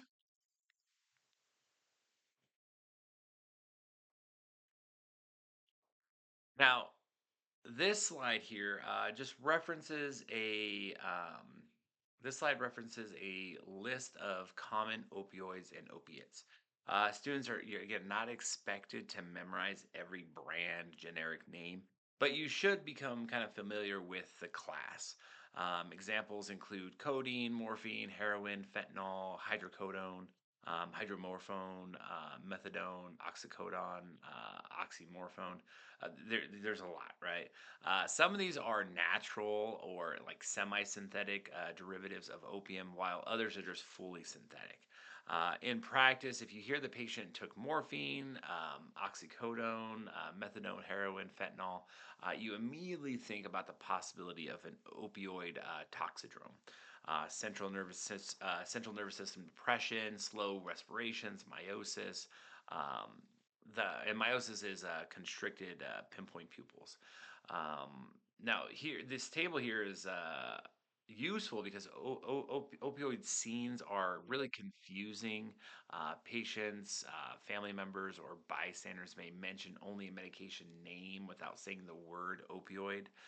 So recognizing the names in the list here helps you connect the drug to the likely clinical pattern and just anticipate the need for ventilatory support, Narcan, and assessment. Now, prescription opioids are, again, among the most commonly misused pain medications. And here it just highlights an important nuance. Some people become physically dependent on opioids, even when they originally received them for like a legitimate medical reason. Physical dependence just means that the body has adapted to the drug. So stopping it abruptly actually produces withdrawal symptoms. Then we have dependence. So dependence is not exactly the same as addiction, but it does increase the risk when the medication is taken in higher doses, mixed with other depressants, or used outside the prescribed plan. Now, for EMT students, like this really matters because not every opioid patient is going to fit the stereotype of street drug abuse, right? The overdose patient may be an older adult with chronic pain, a post op patient, a person taking someone else's med, a recreational user. The field approach doesn't change based on that patient's backstory, though. You still focus on mental status, the respiratory effort, oxygenation, airway protection, and just the possibility of a co ingestion. Okay. The important lesson is that opioid emergencies can arise from both illicit use and ordinary prescription exposure when the dose, timing, or the combination becomes dangerous. Now, opioids are, again, are central nervous system depressants, so CNS depressants, and they're the most dangerous aspect is going to be respiratory depression. The patient's respiratory rate may slow, the tidal volume may shrink, and the patient may eventually stop breathing altogether. If untreated, that hypoxia can actually progress to cardiac arrest. Here, it reminds us that that tolerance develops quickly in some users, which is one reason people may take increasingly large amounts in search of that same effect. Opioids are commonly causes of nausea and vomiting, and they may produce hypotension. So those specific details matter because they add airway and circulation risk to the call. A patient with an opioid overdose may be vomiting into a poorly protected airway, and a hypotensive patient may already be showing weak pulses, cool skin, or just overall poor perfusion. So, again, the practical teaching point here is that opioid overdose is not a sleepy patient. It is a breathing emergency first, and often an aspiration hazard as well. So, your reassessment really should stay focused on breathing adequacy, airway patency, and the need for immediate ventilatory support. Now, here we kind of look at the classic opioid presentation. Now, although seizures are kind of uncommon, they can occur. More typically, though, patients appear sedated, poorly responsive, and just sometimes completely unconscious.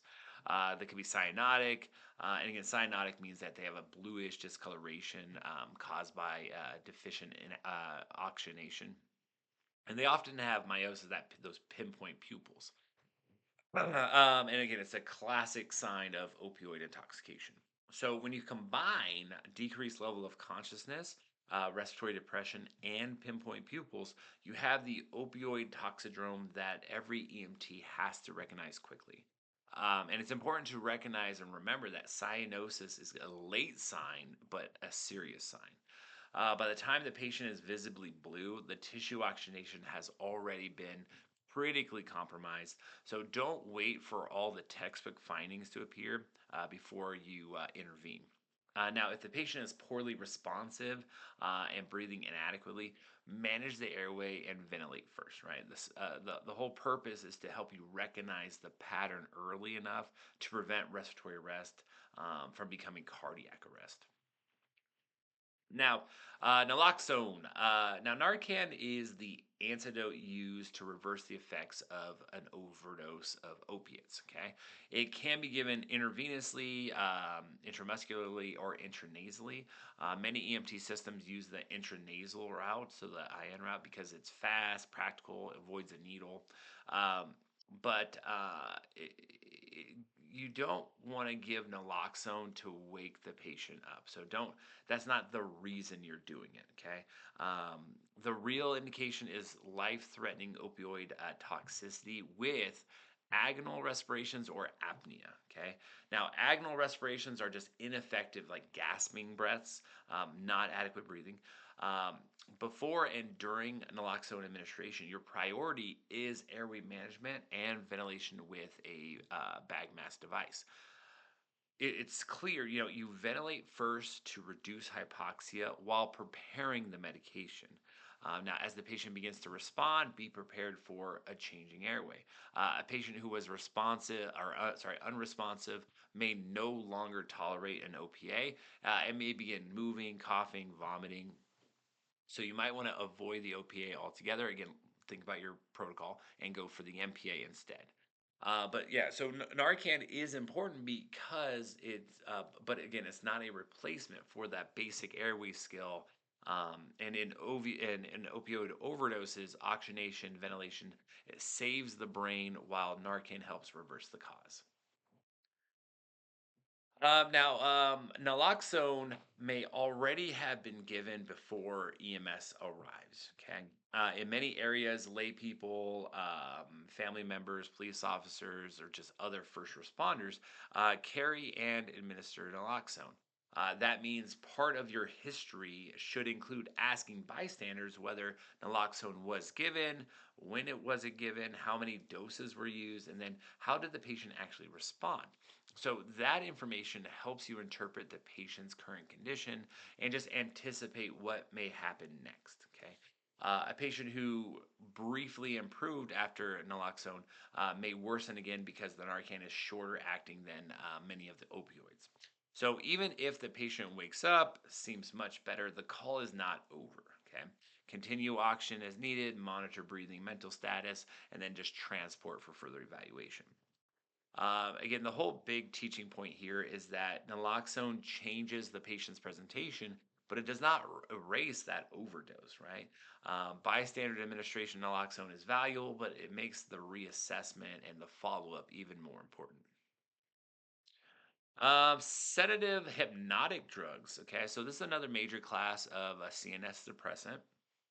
Common examples: barbiturates and benzos. Okay, Now, as it's stated here, these drugs alter the level of consciousness, and patients may appear drowsy, peaceful, intoxicated, and just very difficult to arouse. That appearance can be deceptive because the patient may look calm while their airway and breathing are just steadily worsening. Okay, so these drugs do not create the same classic pinpoint pupil pattern seen in opioid overdoses, so you have to rely more on the overall presentation, the depressed mental status, slurred speech, decreased protective reflexes, and then potentially slower or shallow respirations. Now, a useful point here is that sedative hypnotic overdoses often resemble severe alcohol intoxication. Alcohol and sedative hypnotics are frequently used together, which makes respiratory depression even more likely and dangerous. So, when you see an apparently intoxicated person, just keep an open mind. Okay, it may be alcohol, it may be benzos, it may be barbiturates, or it may be a multi drug ingestion. Okay. Your treatment priorities still begin with the airway, breathing, suction readiness, and transport. Now, most sedative hypnotic drugs are taken orally, but it's important to understand that some users will actually dissolve them in water and inject them, okay, which could produce a more rapid effect and then a quick tolerance as well. So, um, they also, the text does a good job mentioning that. Specific knockout drinks. Okay, so certain sedative hypnotics or certain drugs may be mixed into a beverage to sedate someone without their knowledge. Okay, so in those situations, the patient may later awaken confused, frightened, and just be unable to remember what actually happened. Pre-hospital treatment for this one is going to be just supportive, ensuring that the airway is patent, assist ventilations as needed, provide oxygen when indicated, and transport promptly. Okay. Now, monitor their mental status closely because again, these patients can deteriorate quietly. They're also at risk of vomiting, aspiration, and again, multi-drug use is going to be common. So the teaching point here is that sedative hypnotics, you may not know exactly what was taken, and you often don't need to. If the patient is becoming more or more difficult to assess their breathing, or they're not breathing as effectively, then you just manage their airway and support their breathing. Easy as that. Um, Abused inhalants. Okay, so abused inhalants are just chemicals that are inhaled for kind of a brief euphoric effect.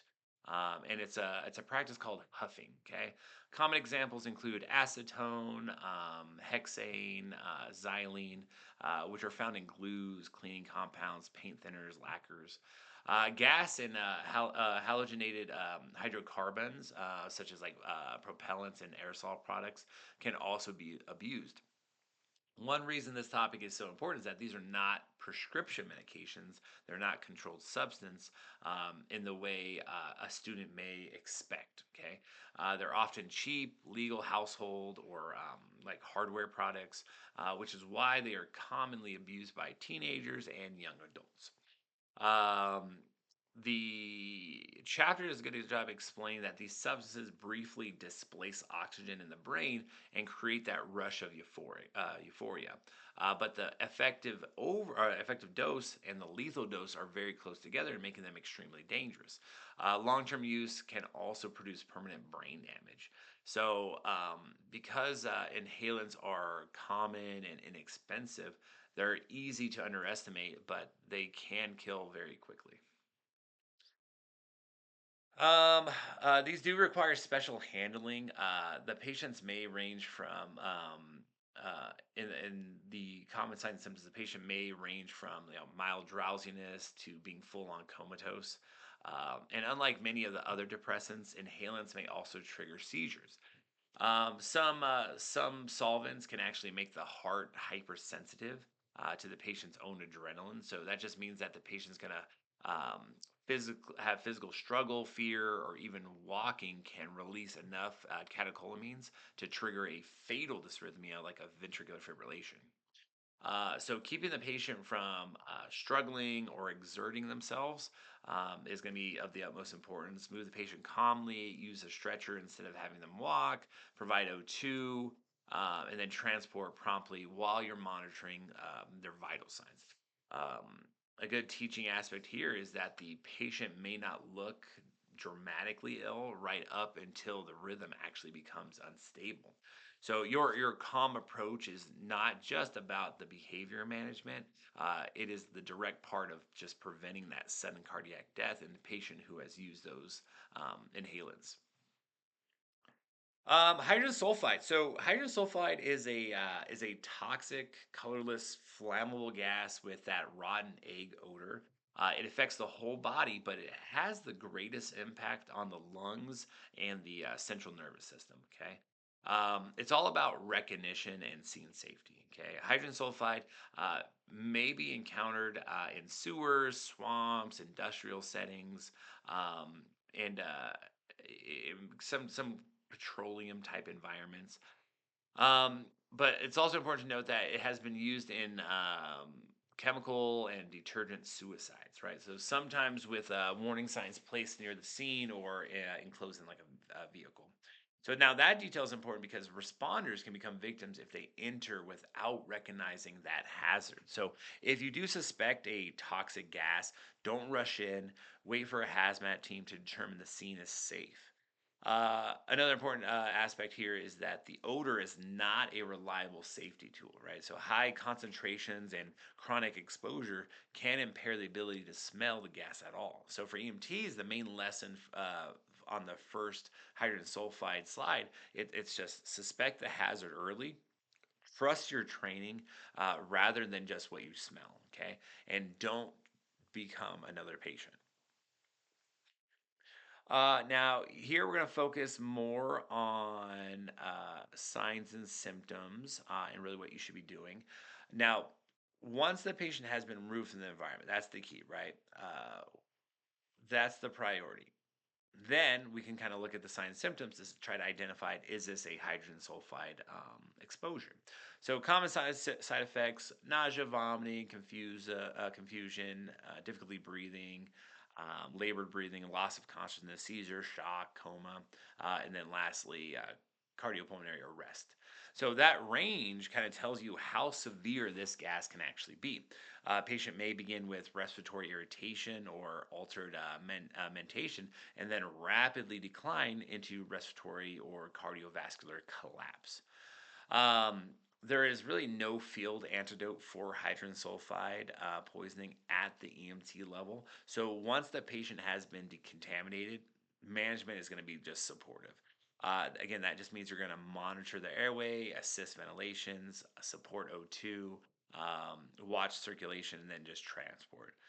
Um, Now, a classic example of toxicology where scene safety comes first, right?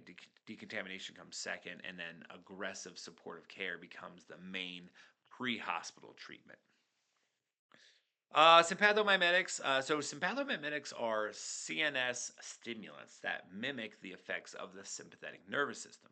Now, again, the sympathetic nervous system is a part of the autonomic nervous system associated with that fight or flight response. But basically, these drugs push the body into an overactivated state. So instead of slowing the patient down the way opioids do, sympathomimetics speed things up. They increase the heart rate, the blood pressure, the pupils will dilate, temperatures are going to increase, and then the mental status just becomes more agitated and paranoid. This category is, again, it's important because it produces a toxidrome that is almost the opposite of an opioid overdose. So when students learn toxicology, one useful way to organize is just by patterns. Opioids are down, slow, pinpoint, sympathomimetics, up, hot, fast, dilated. So recognizing the contrast helps you rapidly be able to identify the class, or at least the likelihood of the class of poison, even when the exact drug is still unknown. Now, in terms of the sympathomimetic pattern, let's kind of talk about some examples. So these drugs produce an excited state, right? and frequently cause hypertension, dilated pupils, tachycardia. So we have amphetamines, methamphetamines, hydrochloride, benzodrine, and designer stimulants like MDMA. So these drugs may be taken by mouth, smoked, or injected. And again, the reason that matters is because the route of use can affect how rapidly the patient becomes symptomatic. A sympathomimetic patient are not just energetic and restless; they really have they're highly anxious, fearful, unable to concentrate, and they could be actively seizing. Delusions and paranoia are also very common, and that combination of physiologic stimulation and altered behavior creates a medical emergency and a safety concern, right? So it's important to understand that these patients can be both ill and behaviorally unpredictable. Cocaine. So cocaine again gets its own special little slide because it can be used in like several different ways, and because it's one of the most dangerous sympathomimetics that you're going to see in the field. It may be inhaled through the nose, injected, smoked, absorbed through the mucous membranes, and even the skin. The immediate effects are going to include excitement, euphoria, but that duration is going to be kind of short lived, usually less than an hour. And that short kind of high is going to help explain why repeated dosing and just like binge use are very common. It's also important to know that smoked crack is the most potent form because it's absorbed rapidly through the lungs and reaches the brain almost immediately. So this is important because clinically, because rapid absorption means rapid toxicity, right? A patient who has smoked crack can deteriorate fast, have severe agitation, chest pain, dysrhythmias, hyperthermia, and maybe even stroke. So cocaine also damages the nasal septum with chronic intranasal use. But for the EMT, that really the major concern is going to be that acute life-threatening overstimulation of the cardiovascular and the nervous system. Acute sympathomimetic overdose. Again, that's the true emergency. The major threats here are going to be seizures, cardiac dysrhythmias, and a stroke. Okay. The blood pressure can become extremely elevated, and the patient may develop hallucinations or the paranoia. It's really one of the reasons why law enforcement are going to be needed for this specific call because a severely agitated stimulant patient may be dangerous to the providers, the bystanders, themselves. Okay. Now let's move on to bath salts or synthetic cathinones. I don't know how to say that, but we'll say bath salts. So these are stimulant drugs that just produce effects similar to MDMA or other sympathomimetics. Um, Euphoria, increased mental clarity, and sexual arousal are going to be more the common desired effects.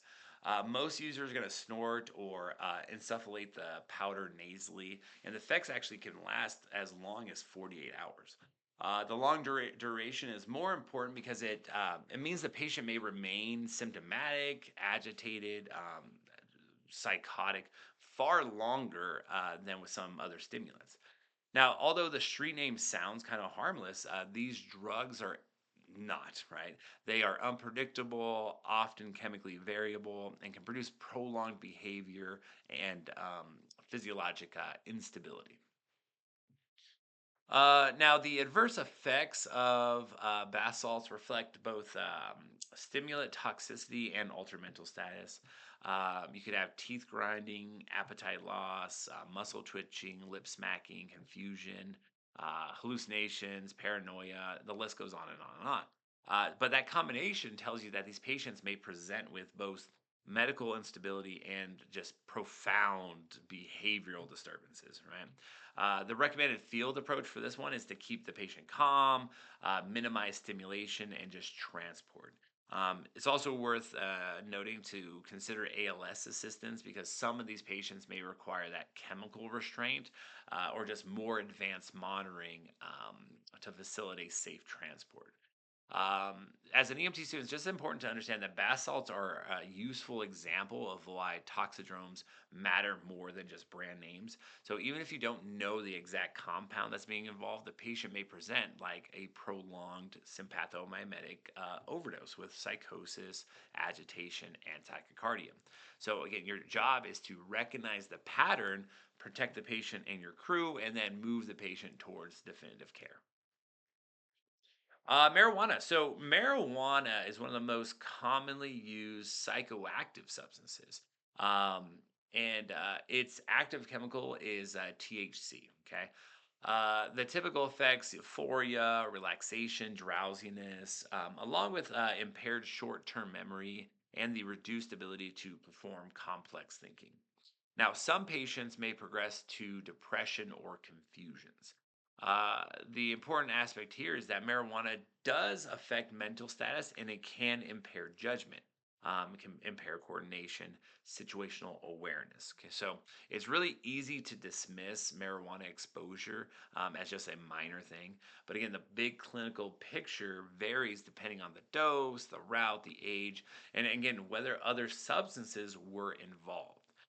So while many marijuana patients are not critically ill, the EMT still needs to assess thoroughly, consider co-ingestion, and just avoid making assumptions based on only on the scene and the patient's age. Now, at higher doses, marijuana can cause much more than just relaxation, right? The patient may develop hallucinations or become very anxious or paranoid. In those cases, your approach should be calm, quiet, reassuring. Do your best to reduce stimulation and avoid creating additional excitement because, again, a frightened or paranoid patient may become more distressed by that chaotic provider behavior. It's also important to understand that marijuana is sometimes used as a vehicle to get other drugs into the body. So it may be laced with other substances like PCP, crack cocaine, or opioids. The point really here is that the patient's presentation may no longer fit the simple marijuana intoxication picture. So, if the patient is much sicker than expected, has unusual vital signs, or just behaves in a way that does not match that typical cannabis intoxication, think about co ingestion and broaden your differential to the best of your abilities. Now, newer cannabis exposure patterns that EMTs are likely to see, and that's going to be more for the synthetic type of thing, but we'll talk about it. Besides just smoked marijuana, many patients now use edibles, which are food products infused with THC. Edibles are especially important because they are attractive to children, and pediatric ingestion can lead to significant altered mental status and emergency visits. It's also important to understand cannabinoid hyperemesis syndrome, which is just a condition and seen in chronic marijuana users that cause severe nausea and vomiting, and it's often relieved temporarily by a hot shower or a bath. Now, some patients become almost compulsive about bathing because it's one of the only few things that seem to help. Again, this is all just a reminder that marijuana is not only a behavioral or intoxication topic, it can also present as a gastrointestinal complaint, especially when the history of chronic cannabis use is uncovered. Now, that synthetic marijuana, the street name is called spice, refers to a variety of herbal incense or smoking blends that resemble THC and are marketed as alternatives to marijuana. The danger is that they're not predictable. Okay, the effects may range from simple euphoria all the way to complete loss of consciousness. Okay, so these products are often marketed as safe, but again, the chemicals involved have no medical benefit and a high potential for abuse. Um, it should raise concern whether the patient appears more toxic than expected from ordinary agitation, ordinary marijuana use and its agitation. So you really need to think about synthetic cannabinoids or other substances. Hallucinogens. So, hallucinogens themselves are substances that alter sensory perception. LSD is one of the prime examples, but there are other ones that are like PCP, ketamine, mushrooms, salvia. Uh, but the goal here for the user is usually an altered sensory experience, but that experience is not always pleasant. Okay. Hallucinogens can separate the user from reality and just create distorted perceptions of sight, sound, time, personal safety. Most important point is not memorizing the whole list of hallucinogens. Again, it's just recognizing that these patients may look psychologically disturbed, sick, or both. Okay. The behavior may not make sense because their perception of reality is severely altered. So that means your scene approach, communication style, and just overall safety awareness becomes just as important as the actual assessment. Now, the typical hallucinogens, now these agents can cause visual hallucinations, intensify vision and hearing, and generally disconnect the patient from reality. A patient who's having, quote, a bad trip, might may be frightened, anxious, tachycardic. So it's just important to understand that many hallucinogens also have a type of sympathomimetic property, which is why the vital signs may look similar to that stimulant use. It's important to understand this because the hallucinating patient is not only experiencing altered behavior, they may also be experiencing physiologic stress and cardiovascular strain. So don't think of hallucinogen calls as purely psychiatric scenes. They may involve a mix of toxicologic, behavioral, and medical problems all at the same time. But your assessment still needs to include airway, breathing, circulation, and then again, safety. So, the recommended approach to hallucinogen toxicity is a calm, professional, supportive manner. Provide reassurance, try to reduce stimulation, and just avoid restraints unless there's a real danger to you or the patient. Uh, the reason, uh, the reason again is fairly simple. Force and confrontation is going to worsen the fear, the agitation, the paranoia, and it's just important to remind the provider that never leave these patients unattended and unmonitored. Okay, because the hallucinations and sudden behavioral shift can occur during transport. ALS assistance may be appropriate when agitation is very severe, when their vital signs are unstable, or when a chemical restraint may be needed. Now, anticholinergic agents block the parasympathetic nerve activity.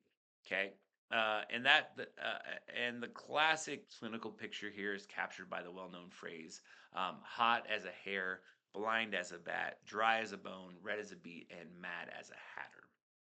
That means the patient may be hyperthermic, have dilated pupils, dry skin and mucous membranes, flushed or reddened skin, and agitation, delirium, or just bizarre behavior. Common examples: atropine, diphenhydramine, Jimson weed, and certain like antidepressants. Um, so this is one of the clearest toxidromes in the chapter. Okay, a useful comparison for a student is that anticholinergic patients are the opposite of cholinergic patients. Okay, anticholinergic is dry and hot, cholinergic wet and secretory, and the contrast just makes both taxidromes easier to remember. Um, so here we're talking about some of the antidepressants and how they have strong anticholinergic effects and have the potential to kill pretty rapidly. It's important to understand that a patient may go from appearing relatively normal to having a seizure and dying within 30 minutes. That is an especially important lesson for EMTs because it just shows how deceptive toxicology can be. A patient with a serious overdose may not look dramatic at first, but again, tricyclic antidepressants overdoses is especially dangerous because, in addition to those anticholinergic findings, these medications can block cardiac electrical conduction and produce lethal dysrhythmias. Your field response is just immediate transport, close monitoring, and consider ALS. if indicated. Yeah, that was good. Now, cholinergic agents. So these overstimulate the parasympathetic nervous system. Um, there are two prime examples. You have nerve agents used in chemical warfare, and then organophosphate insecticides used in like agriculture. These poisons kind of create the opposite of the dry anticholinergic picture. So instead of shutting secretions down, they produce excessive secretions and widespread parasympathetic activity. That means salivation, tearing up, vomiting, diarrhea, urination, bronchospasms, bronchorrhea, which is a heavy mucus secretion in the lungs. The immediate danger for the EMT is often airway compromise. So the patient can literally drown in their own secretions if the airway is not supported. Um, so there's a couple of mnemonics to learn. First, we have dumbbells. Okay, so Dumbels. This is going to help you organize the classic findings of cholinergic poisonings. So we have diarrhea, urination, meiosis, bradycardia, bronchospasms, bronchorrhea, emesis, lacrimation, seizures with salivation and sweating. So the important thing here is not memorizing the letters in isolation. It's understanding the pattern, right? The patient is wet. They're secreting a lot. They're bradycardic, and they're at risk for a severe airway obstruction and respiratory failure. Meiosis, you have the constricted pupils. That's going to help distinguish the cholinergic poisoning from dilated pupils. That's often seen in sympathomimetics or the anticholinergic exposure. So when you hear dumbbells, think of parasympathetic excess and airway danger. That association will really help you recognize the syndrome faster in the field than trying to build it one at a time. The second mnemonic for a cholinergic poisoning is sludgum. You have salivation and sweating, lacrimation, urination, defecation, drooling, diarrhea, gastric upset and cramps, emesis, muscle twisting with meiosis. So some students prefer dumbbells, others prefer sludgum. Both are describing the same toxic syndrome. Okay. Now, the reason these memory tools are useful is that the cholinergic poisoning often overwhelms the patient's airway and respiratory status before anything else.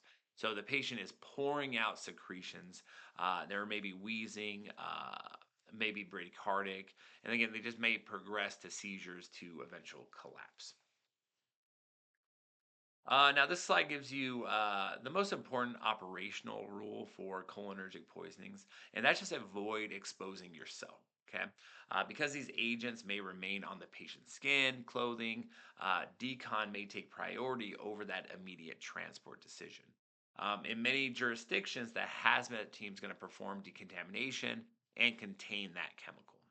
But now, only after decontamination should the routine, like hands on patient care, proceed. Then, once that is done, the EMT priorities are to reduce the immediate threat from mouth and tracheal secretions and provide that airway support. Now, lastly, the antidote kit. Okay, this could be available in some systems. It's a duodose auto injector.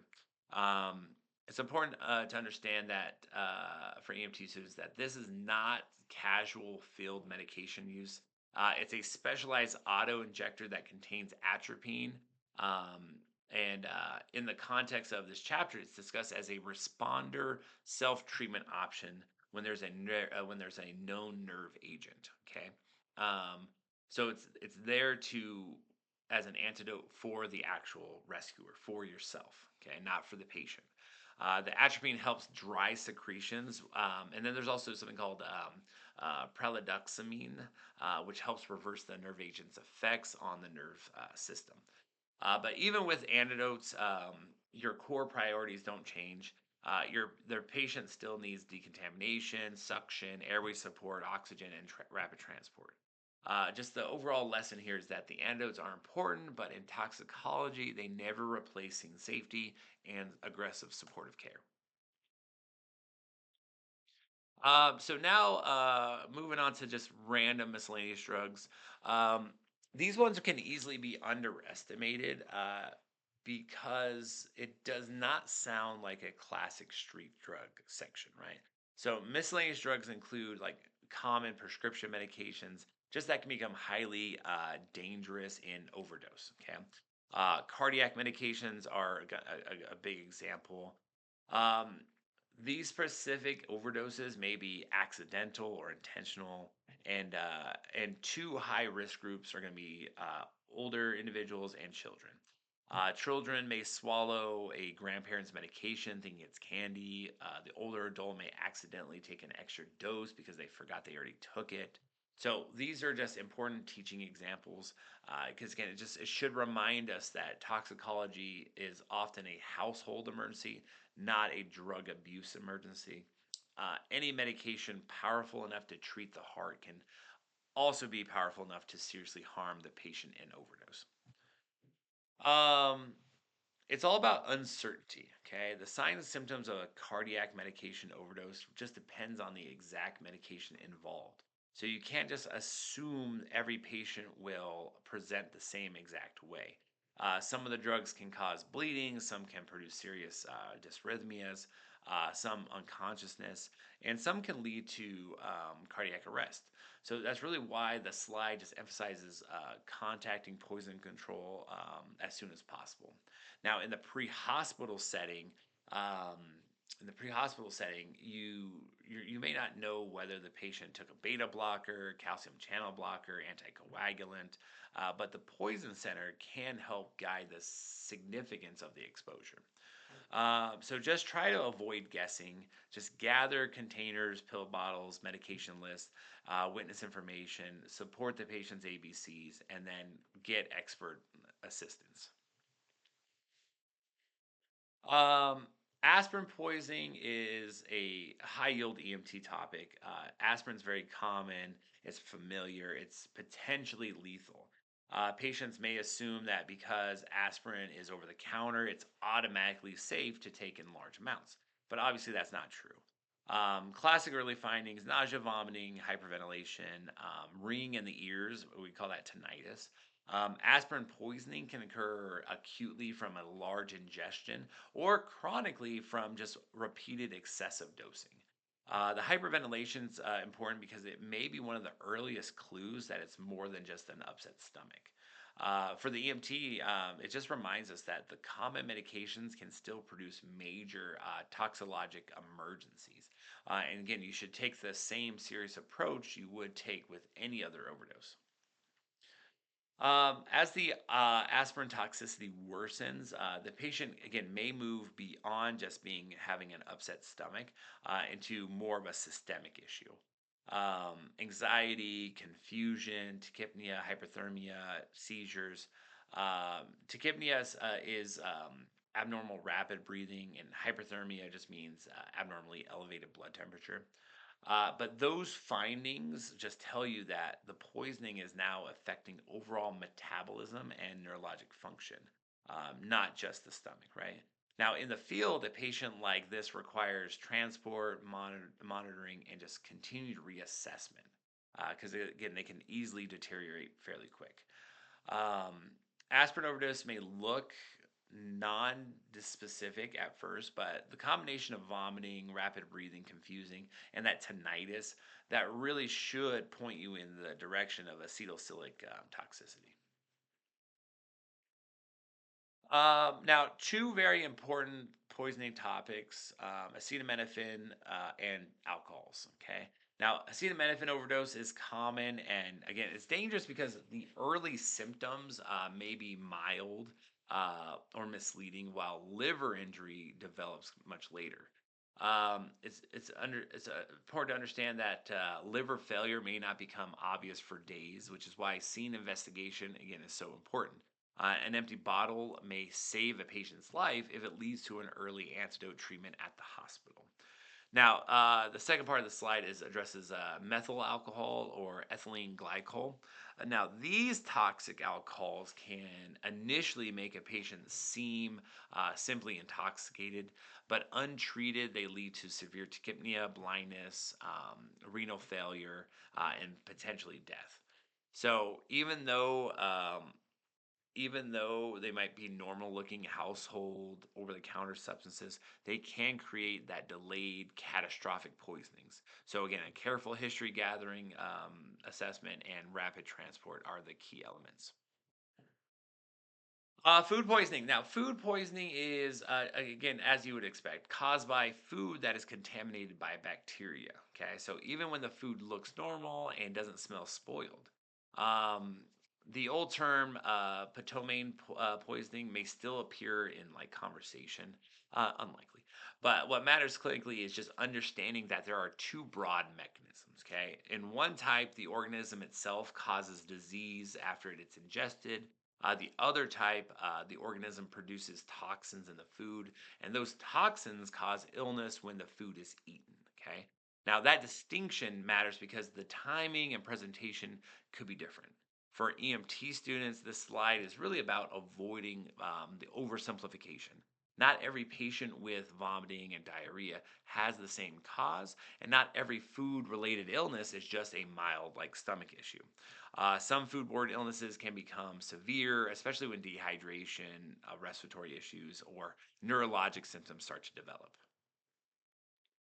Salmonella. So, salmonella is a classic example of food poisoning that's caused by the organism itself. Now, when people ingest food contaminated with salmonella, the bacteria actually can produce a infectious illness rather than just a simple toxin mediated upset stomach. Um, so, understanding these two types is just very important for the EMT student. Salmonella is not just a name that you hear from like the uncooked chicken. It just represents a category of foodborne illness where the organism is doing the damage after it enters the body. The patient may again present with gastrointestinal symptoms, but systemic illness can also occur, including fever, generalized weakness. Um, yeah, that's good. Now, salmonellosis is the illness caused by salmonella infection. Okay. Classic presentation, severe gastrointestinal symptoms. It's going to be within 72 hours. Nausea, vomiting, abdominal pain, diarrhea. Fever and generalized weakness may also present, but it's going to help explain why these patients look sick overall and not just dehydrated. Okay. Um, Really, it's important about prevention. Okay. So, proper cooking is going to kill the bacteria. Proper cleanliness in the kitchen helps prevent contamination of uncooked food. But from your perspective, prevention is not the main field priority. Your job is to evaluate airway risk for vomiting, signs of dehydration, mental status, and again, the possibility that multiple people exposed to the same food may also be ill. The more common food poisoning, though, pattern really discussed here is toxin ingestion, especially staphylococcus. In this type, the bacteria grow in the food first and then produce toxins before the food is actually eaten. Leftovers, unrefrigerated foods are typically the common culprits. It's going to result in sudden onset of nausea, vomiting, diarrhea, and usually just a few hours after you've eaten it. The rapid onset is like a really good teaching contrast with some of the other foodborne illnesses that take a lot longer to develop. Botulism. So botulism is a severe toxin-related food poisoning. It's mostly classically associated with improperly canned food, where certain bacteria produces like this toxin. Now, what makes botulism especially dangerous is that the symptoms are primarily neurologic rather than just gastrointestinal. The slide here talks about blurred vision, weakness, difficulty speaking and breathing. Now, as the disease progresses, muscle paralysis can develop, and once the respiratory muscles are affected, the condition becomes life threatening rapidly. Okay. It's also important to note that symptoms may not appear right away and can actually develop 24 hours after. or even several days. So here you need to understand that food poisoning includes neurological issues, respiratory issues. So just think beyond just the routine GI issue, and then always be prepared to manage their airway and breathing. Here we have just good pre-hospital advice, right? Do not try to make an exact food poisoning diagnosis. Many conditions can cause severe vomiting, abdominal pain, diarrhea, and some of them are surgical or toxicologic emergencies unrelated to contaminated food. So your role again is to gather as much history as possible, treat what's there, and then transport. If two or more people are sick after sharing the same meal, take that suspected food with you when it's appropriate, because that hospital staff might be able to, and public health officials might be able to test it and find out what the underlying cause is. If the patient shows like advanced weakness, breathing difficulty, airway compromise, especially when you think it's botulism, again, you're gonna have to be prepared to assist with a BVM, and again, just do your basic life support. Um, yeah, so it's all about your assessment. Plants. Okay, home stretch. So plant poisoning is more common than many people realize. There are tens of thousands of plant poisonings that occur each year, and many household plants are poisonous if ingested. Now, obviously, children are especially at risk because they may bite leaves, berries, stems, out of curiosity. Plant poisoning is also broader than many people think. Some plants mainly irritate the skin or the mucous membranes, while others can affect the gastrointestinal tract, the nervous system, the circulatory system. So, again, it's not just learning botany at this point, it's just really a reminder that the nature or natural environment, including house plants, landscape plants, can be a real toxicologic hazard. Now, one of the most practical aspects here is because it tells the students exactly what not to do and what to do. Okay. So you're not expected, again, to memorize every poisonous plant, every toxin it contains. Again, instead, focus on the patient, assess airway vital signs, notify the regional poison control center for help identifying the plant, and then take the plant or at least a sample to the emergency department. And then, of course, provide basic level care in transport. So this is a an important EMT principle. Just when to understand when the exact substance is unclear, do not get paralyzed by your uncertainty. Stabilize the patient, gather evidence, use the resources you have at your disposal. This approach is just more realistic and far safer than trying to act like a botanist in the field. Here we have several common poisonous plants. We have, let me read those things. Dieffenbachia, mistletoe, castor bean, nightshade, foxglove, and rhododendron.